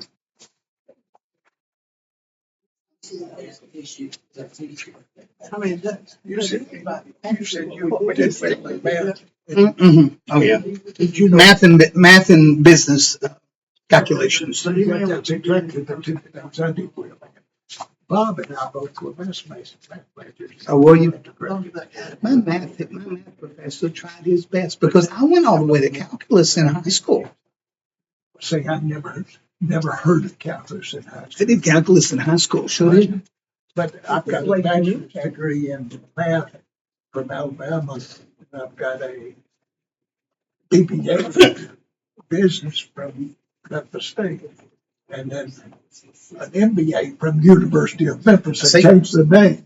In high school, I took trigonometry, physics, and calculus, and no trouble with any of them. No trouble with any of them. My math teacher tried so hard to get me to be a math major. But at that point in high school, even the first 2 years in college, I had even intention of being a hospital administrator. I wanted to be a computer. I wanted to be a hospital administrator. Matter of fact, I was halfway through nursing school because I wanted to be the best administrator I could be. So therefore, I wanted an RN degree because I already had my business degree. I was going to get my RN degree, then go back and get my master's, and then. That's what Right. So that's what I was planning to do in my last year of RN school. I took the first year and a half to be a registered nurse. I only had a few classes left. One of her sons she was vice president. But I never wanted to be a nurse. I did that so that I would know the hospital. Tell me, she did administration. Yeah. She put in the merger with, I think, Vincent. Yeah, well, see, I was working on nursing when I got called to ministry and dropped out of all of that and turned around and went back to get my last 2 years of my bachelor's degree in religion. My nephew. You got 1 minute left. My nephew. Police. He was got out of school. He was working for Ryder Trucks. College ministry. But you know, We come from strange places. him close to a seminary, Mm-hmm. who can still work. But still work for them. To make money and go to seminary. I thought that was really good. It was. Okay, where am I at? Okay.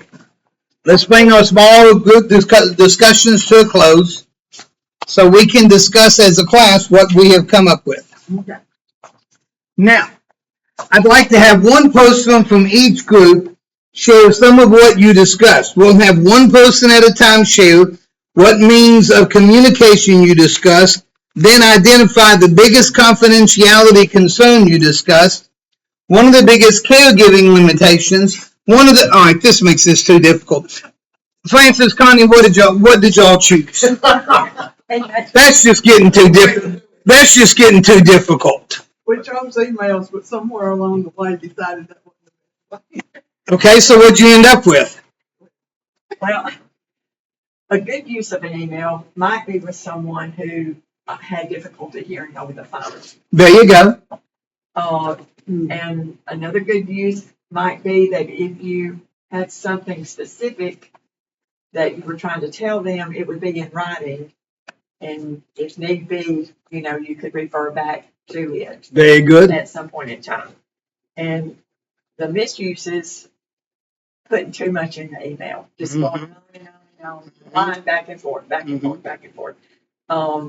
And another misuse would be letting emails take the place of either a phone call. I think a phone call would be better than an email in some instances, or even the in-person visit. You shouldn't do that. Right. And just using the emails too frequently. Yep. Every day you get an email from them and you have to kind of respond. So those are kind of I'm what seeing the email on the screen. It's nothing like hearing a person speak to you. Right. Email and text messages have the same problem. You can't discern empathy, sympathy, anger, depression. You can't discern any type of emotion from an email or a text message. And too much. One other problem. Yeah. Nobody, you cannot know who's going to read them. Exactly. You can't know who's going to read it. Although you said something that I think, and maybe y'all discussed this and I missed it. But one of the things talking about, having a written record of what your care receiver said. Quite often when I go visiting, I have a notebook with me, either a notebook or my phone, and I'll tell the person before we begin that if you don't mind, I'd like to take some notes. Dalton Sharpton had me come in and he wanted to tell me some of the things that he wanted in his funeral. So I had a notebook with me and I told him, I said, Dalton, it's not that I'm not listening, but I won't ever remember what you tell me. So if you need to take notes to remember what you and your care receiver talked about, tell them first, I'm listening, but I'm taking notes from my memory, for my use, so that they know why. You don't want them thinking that you're not listening while they're talking because you're writing. You want them to know this is from my memory so that the next time we meet, we can pick up right where we left off. I have a professional coach. We meet for 1 hour, but the reality is we meet for 50 minutes because he uses the last 10 minutes and I use the last 10 minutes to make notes of everything that we talked about in the session so that when we meet again, we instantly picked up where we left off when we don't lose time going over what we've already said. Anything you want to add to that, Doyle?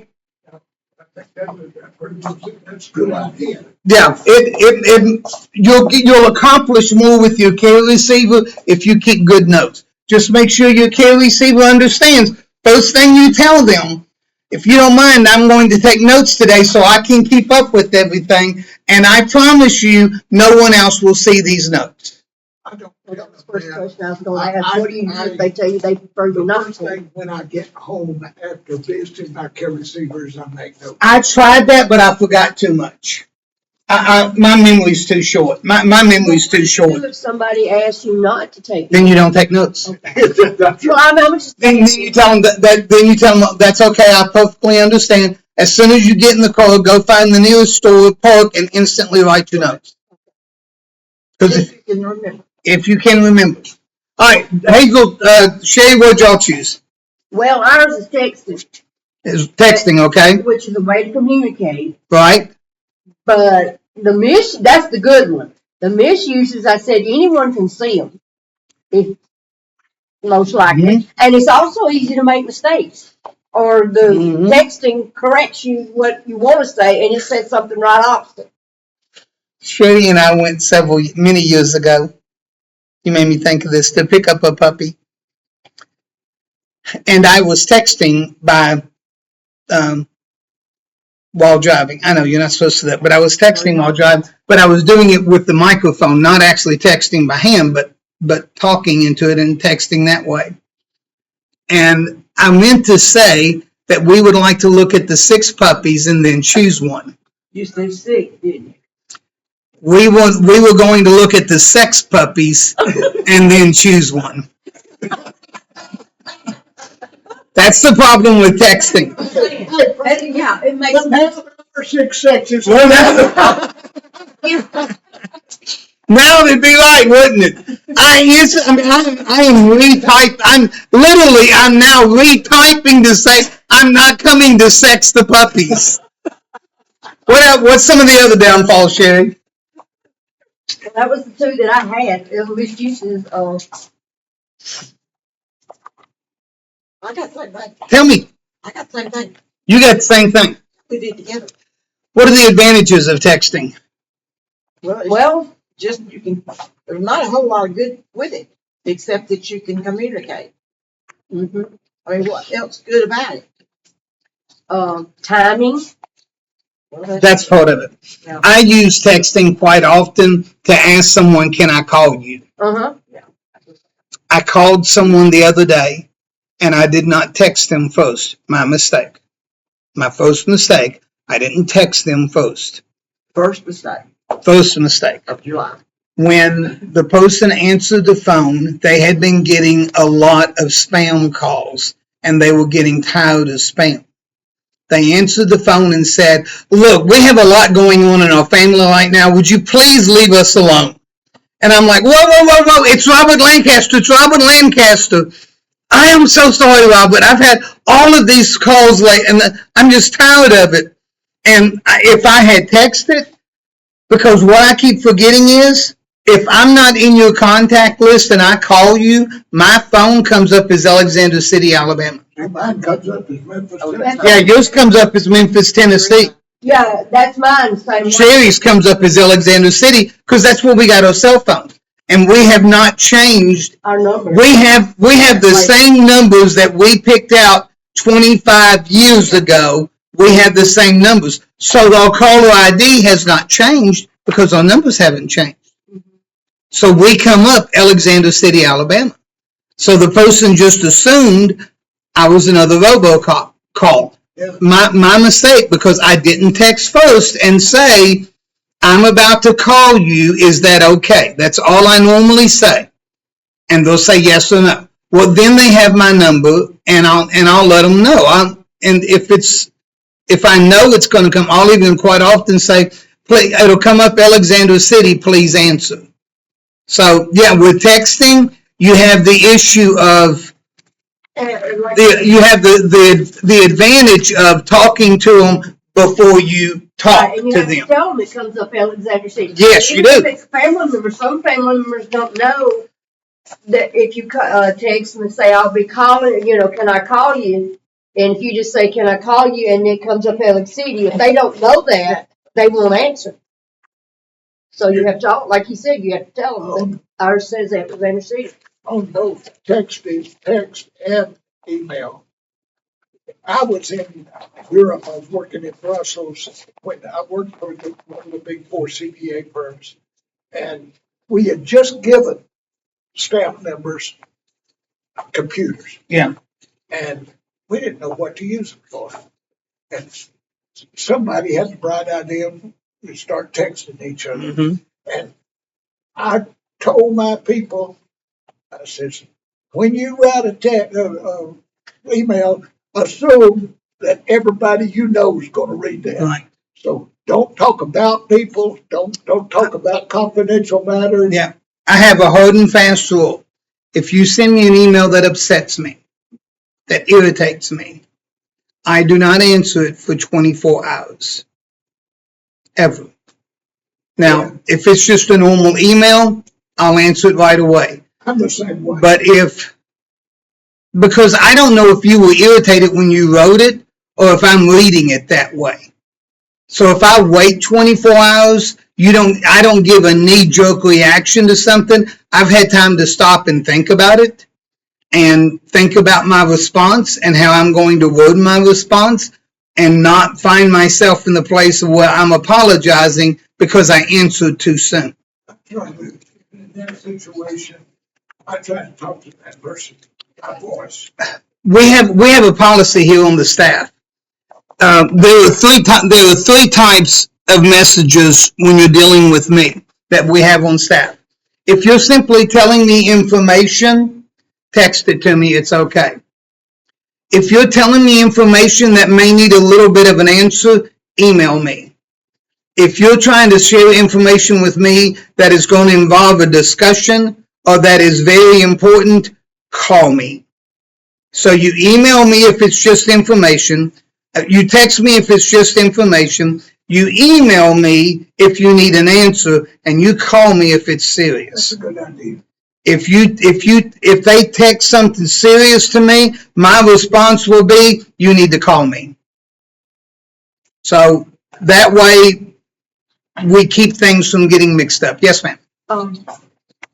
Initially, will our care receiver have our phone number? Because I know, Only if you give it to them. well, but I mean, like, aren't we gonna have to call them to set up a time for us to meet and that sort of thing? A Stephen leader will set it up. We will set up your first We meeting. will get a signed, quote, quote, contract with them. But you talk to them and you talk to us, I told them, so you know the day and time for us. Okay. That's the first meeting. That's the first. That's the first meeting only. And when you speak that first time, you and your care receiver will decide when you're gonna meet. Okay. and we have somebody named Robert tells us in a Stephen leader meeting, no, he'll tell, I do it for men. I do the initial communication for men and assigning caregiver, and Sandra does it for women. Yeah. And she will meet with women, I will meet with, we never have someone assigned to an opposite sex. We do our best to set the first meeting up for you. Okay. At the first meeting, you and your care receiver need to decide, am I going to give them my number? Folks, not giving them number is an implication of not trusting them. I'm just going to be honest with you, okay? If they can't have your number, then they need another care receiver because it sounds as if you don't trust them. You need to decide what forms of communication will we use other than face-to-face. Are we going to text? Are we going to email? How are we going to do that? And then you need to set a boundary of, just because the cat threw up this morning is not a good reason to text me or email me. You need to set some boundaries with communication. You're up next. I tell them who's going to be assigned, if it's people in the church that knows people. I tell them who's going to be assigned. If they object to that, someone else will be assigned. And if we decide, we can do whatever day or whatever time Yes. we want after that first meeting. After that first meeting, and let me say this because this is really important. I deal with mentoring pastors all the time. So right now I'm mentoring 5 pastors and I'm tracking 23 entering the ministry, okay? This is really important. There are times when there needs to be a change in the care receiver or the caregiver. The care receiver may ask for a change because something about your personalities just don't match. Don't get offended or upset. Personalities just don't always work out well with each other. Wonderful example, and if he was sitting in the room, I would say it too. Ralph Sellers and I, we both had the utmost respect for one another. But and we thought the world of each other, but we rubbed each other the wrong way when we were in person for some reason. I don't hold that against Ralph. his personality and my personality are extremely similar. So we don't, there are times when he takes a jab at me and I take a jab at him. And in cases like, don't get upset if you found out that your care receiver asked for a new caregiver. Something just didn't match up. Yeah. It's not an implication or an indictment on anyone. It's just a matter of something didn't work out. In the same vein, if your relationship is not working out with your care receiver, you're all women, so you'll go to Sandra and say, look, this relationship is not progressing. We're not trusting. We're not confidential. We're just not working out well. Maybe we need to look at a new caregiver. Yeah. That happens. And it's not an indictment on anyone. It just happens. I tell mentors all the time, if your mentoree comes to me and say, I need a new mentor, don't get upset. Something just ain't working out. And it's okay. So don't get upset. It will happen. Don't let it bother you. Don't take it personal, because usually it's not personal at all. Something just doesn't match. That's all. Caring over the phone. Now, this is when the other one, activity one that I taught, it was between your weekly care meetings. This is actually doing the meeting over the phone. Now, very seldom will we find that a series of meetings. I was going to tell you about my personal experience after doing this, but I'm going to do it before. I had a situation that I had a care receiver, a good acquaintance here in the church. This happened. This was about probably 4 years ago, and he started out just as a normal caring relationship. They moved back to their original home up in Anderson, Indiana. And we decided that we would do, every Tuesday, we would talk on the phone. He and his wife. And she, by the way, was a Stephen minister too. So that was a little awkward, but not big. So she did know that I was his Stephen minister, though. But I don't remember how she found out, but she knew it. They moved back to their home, and he and I went 3 or 4 years that we talked to each other every Tuesday over the phone, and it worked out great. Only 2 times did we talk between. That's when she was admitted, his wife was admitted to the memory unit of a nursing home. And then the other time was when she died. And I guess the third one was when he died. But it worked. Now, was that the best way to do it? No, it wasn't the best way to do it because of what we've talked about. But it was. Can they always get another Stephen minister in the next town if they have one? We talked a lot about that, and there was one. Oh, okay. There was availability. He says, "No, I don't want to do that." Oh, okay. But that's typically what you would do. And I checked and saw that there was in the city about 40 miles from them that it would work. That it would work, probably less than that. And he said, "No, I'm happy with this." Okay. And we did it. The other, and then it happened another situation last winter in February. My wife and I spent the whole month in Orange Beach. We had our families in and everything. Well, I had a Stephen care receiver in common. So every week at the same time, I called him, and that worked great too. So it works. It's not the best thing in the world, but it works. Can a Stephen minister have more than one client at a time? I've got 2 right now. Okay. No, I don't. I'm sorry. I don't have 2. Carolyn has 2 right now. I think Hilda may have 2 right now. I don't really. So you can have more than one at a time? Yeah, I know Hilda has 2, I believe. I think I know that. But I don't know who they are. None of the women do I know who their caregivers are, unless I happen to find out. Yeah, care receivers, unless I happen to find out accidentally. But yeah, when we say confidential, it's not confidential among the Stephen leaders. Yeah, I know. Who is who? I guess it's who is whom. Anyway, now I'll go through this, but it does work. It's not best. That's the best summary for this. All right, we're on page 222 in your book. Look at a number of different means of communications.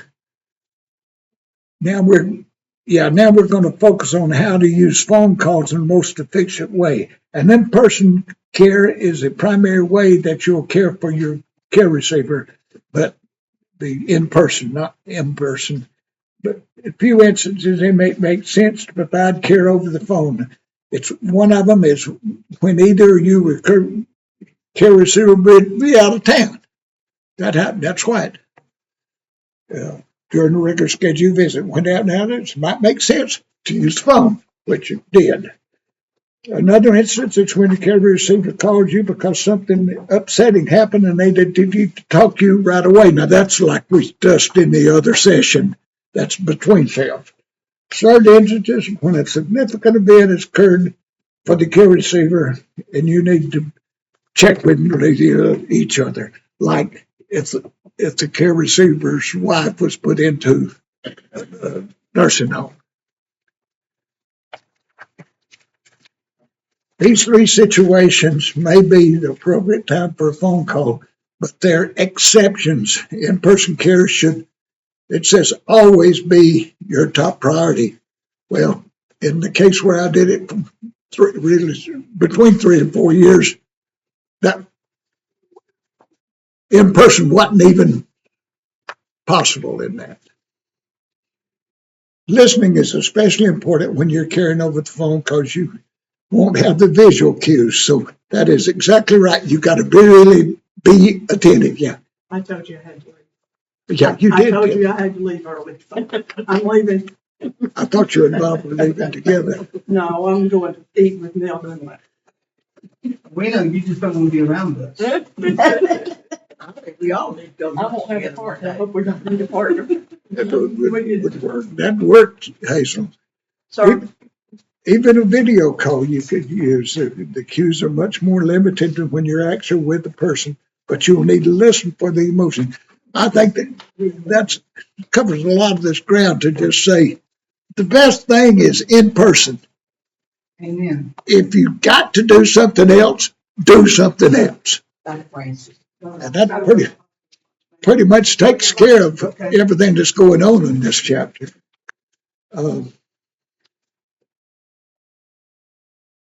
Where are you at? Right now, I think he's doing these exercises. we're about to go to page 222 and 223. Yeah, I saw it. And then keep up with you. I want you to just, by each of you, just read there and go through those 7 skills for carrying over the phone. Just reading. Yeah, just look at them. I'll do it. I'm glad they give us examples. Yeah, that's why I thought it was best to do this and look at the examples. I could stand up here and talk about them. It'd take about twice as long if for y'all to just read it.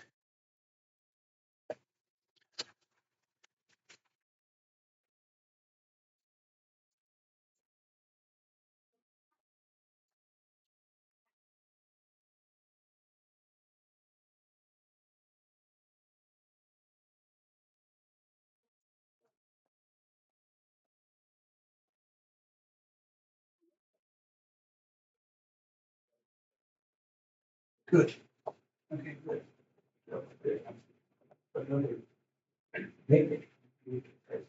That's great.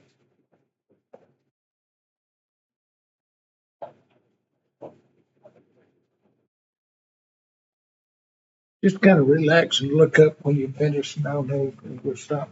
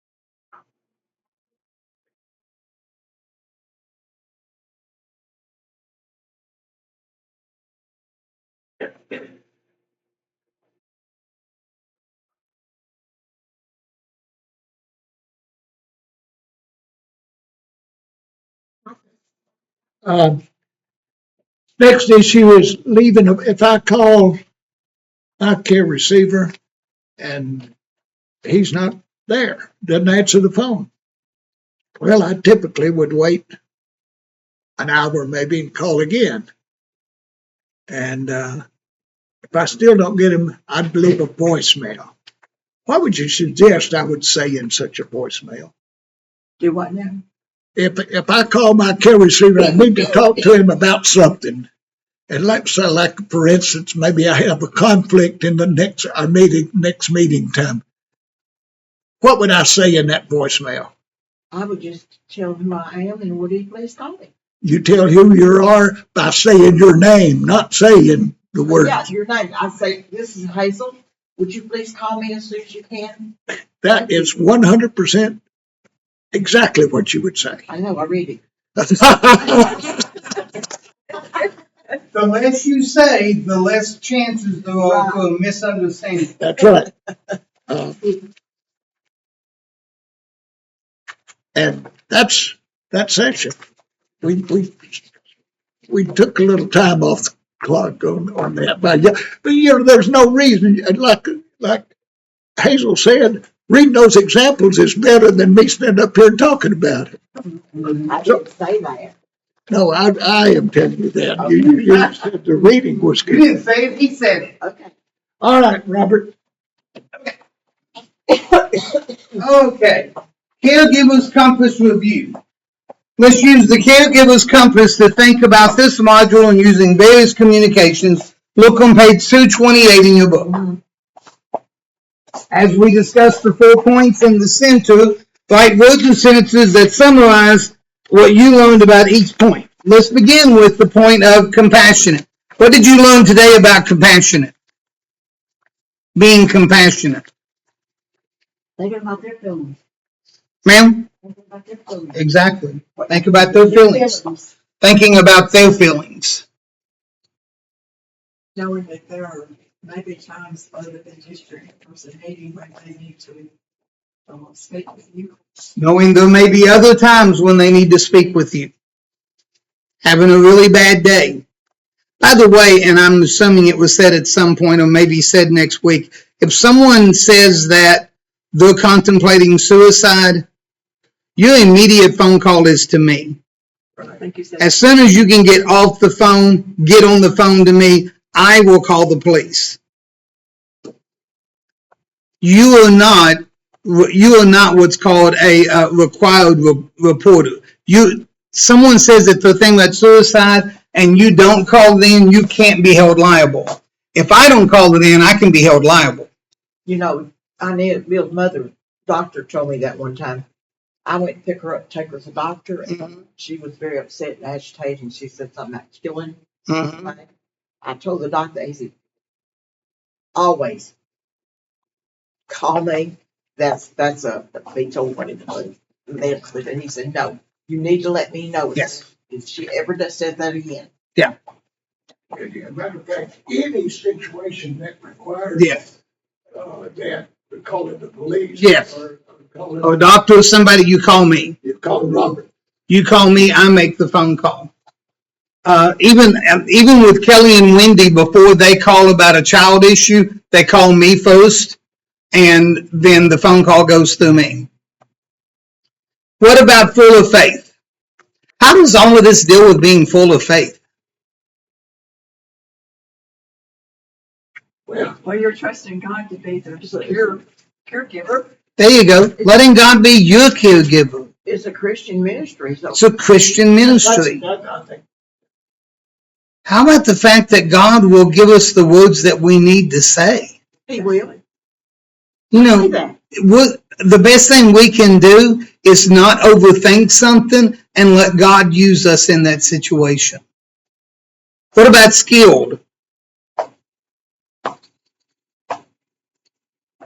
Well, especially if you're talking to them over the phone, you have to make sure that you're listening. There you go. Your listening skills, I think part of the especially over the phone. Yeah. I'm sorry, Hazel. I think part of the skills is our training here. Part of the skill is this training, yes. You need to get familiar. If you don't know how to text, you need to get familiar with texting. Because if you're assigned to a younger person, they're going to want to text more than anything else. Maybe all those abbreviations they use. Oh, yeah. Actually, when they start using a lot of abbreviations, your answer back is, I'm sorry, I don't know exactly what that means. Spell it out for me. Because that abbreviation may mean one thing to you, but it means something else to them. Now, do we have a lot of young people? I mean, I think children, teenagers. Now, children and teenagers know, but a lot of people would be too dumb, by the way.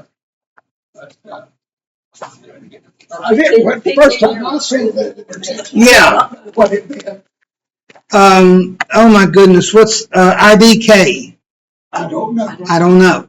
But you don't, Well, and Yeah. sometimes you have, if you don't know, and you're just. You don't know. You don't know. Don't guess at what the abbreviation is. Just say, I'm sorry, but I'm not sure what that means. What about trustworthy?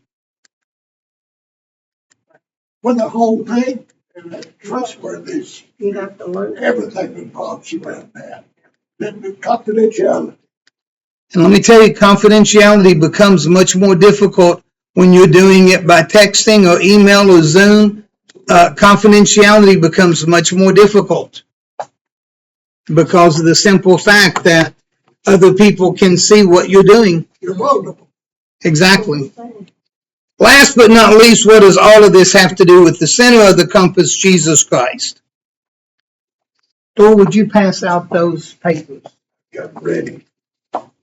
Folks, if Christ is not at the center of everything you're doing, then you're not going to be a good caregiver. Christ has got to be the guide, the motivation for what you do must be Jesus Christ. Okay, looking ahead. Dor just handed you out some papers. So, when talking with care receivers over the phone, you'll use and adapt the caregiving skills you've already been learning. In future sessions, we'll cover ministering to people who are grieving, dying, or experiencing other types of life crises. These modules are similar to this one in that they also involve learning how to use your Stephen ministry skills with care receivers who have specific kinds of needs. The basic skills remain the same. We simply adapt them to fit the context. So for our next module, number 11, we'll cover the topic of using mental health professionals and other community resources. You have a pre-class reading assignment for Module 11 in your Stephen Minister training manuals. You will also need, everybody got the ink pen ready? Yeah. You will also need to read the rest of When and How to Use Mental Health Resources, Chapter 7 through Appendix C. 7 through Appendix C. In addition to the reading, you'll have one other assignment. Look at the paper Dor gave you. Whoa, now wait a minute. We're gonna read in the training manual. No, in the book, in the training manual, module 11, Yeah, gotta read all that. all that. Then chapter 7 through appendix C, and when and how to use mental health. Yes. So we gotta read chapter 29, 229 to 242 something. Yes, yes. Okay, so that's what we gotta read. Okay, so before we meet in the next in-class session, I would like you to research a local community resource. Your pre-class reading will explain more about what is meant by a community resource. Look through Appendix A in the pre-class reading for Module 11 to see what kinds of community resources are out there, and then choose one in your community to research. That makes sense? Yes. You're going to choose one. Now, here's the thing. You can't choose the link or CCC. Why not? Because we know about them. You got to choose a resource other than the link or CCC. The link in CCC. CCC, see Mayor Carolyn. No, they can't use CCC. No, I've seen it. Yeah, you can't use CCC or the link as one of your resources. You got to find another community resource, and there are there's a massive number of resources in. I mean, just off the top of my head, Coach Closet, Victoria Hope, Good Samaritan, St. Vincent de Paul. St. Vincent de Paul, Coleman Caring for. I mean, that's just off the top of my head, folks, without even really thinking about it. Yeah, I mean, there's so many that it's not even funny. All that reading and the rest of it. Yeah, And that paper, you got a lot of homework to do do. it in your spare time. Let's close in prayer, okay? Oh God, thank you for all the ways you are blessing us, building our skills and showing us how to use them to deliver your care to others. We trust you to be present in our caregiving. We cannot serve you well without your constant help and presence. Thank you for promising to be with us always, for healing our brokenness, and for working through us to bring your gift of wholeness to others. Amen. Questions or thoughts or concerns about next week? Other than it's a lot of work. It's a lot of work. And if it does what the brother says, what do we do? Just, We will call and notify you. okay. We will call and notify you. Well, I appreciate y'all. Same thing for Sunday. If I can get out, if I can get here on Sunday, I will be here. It would have to be really bad.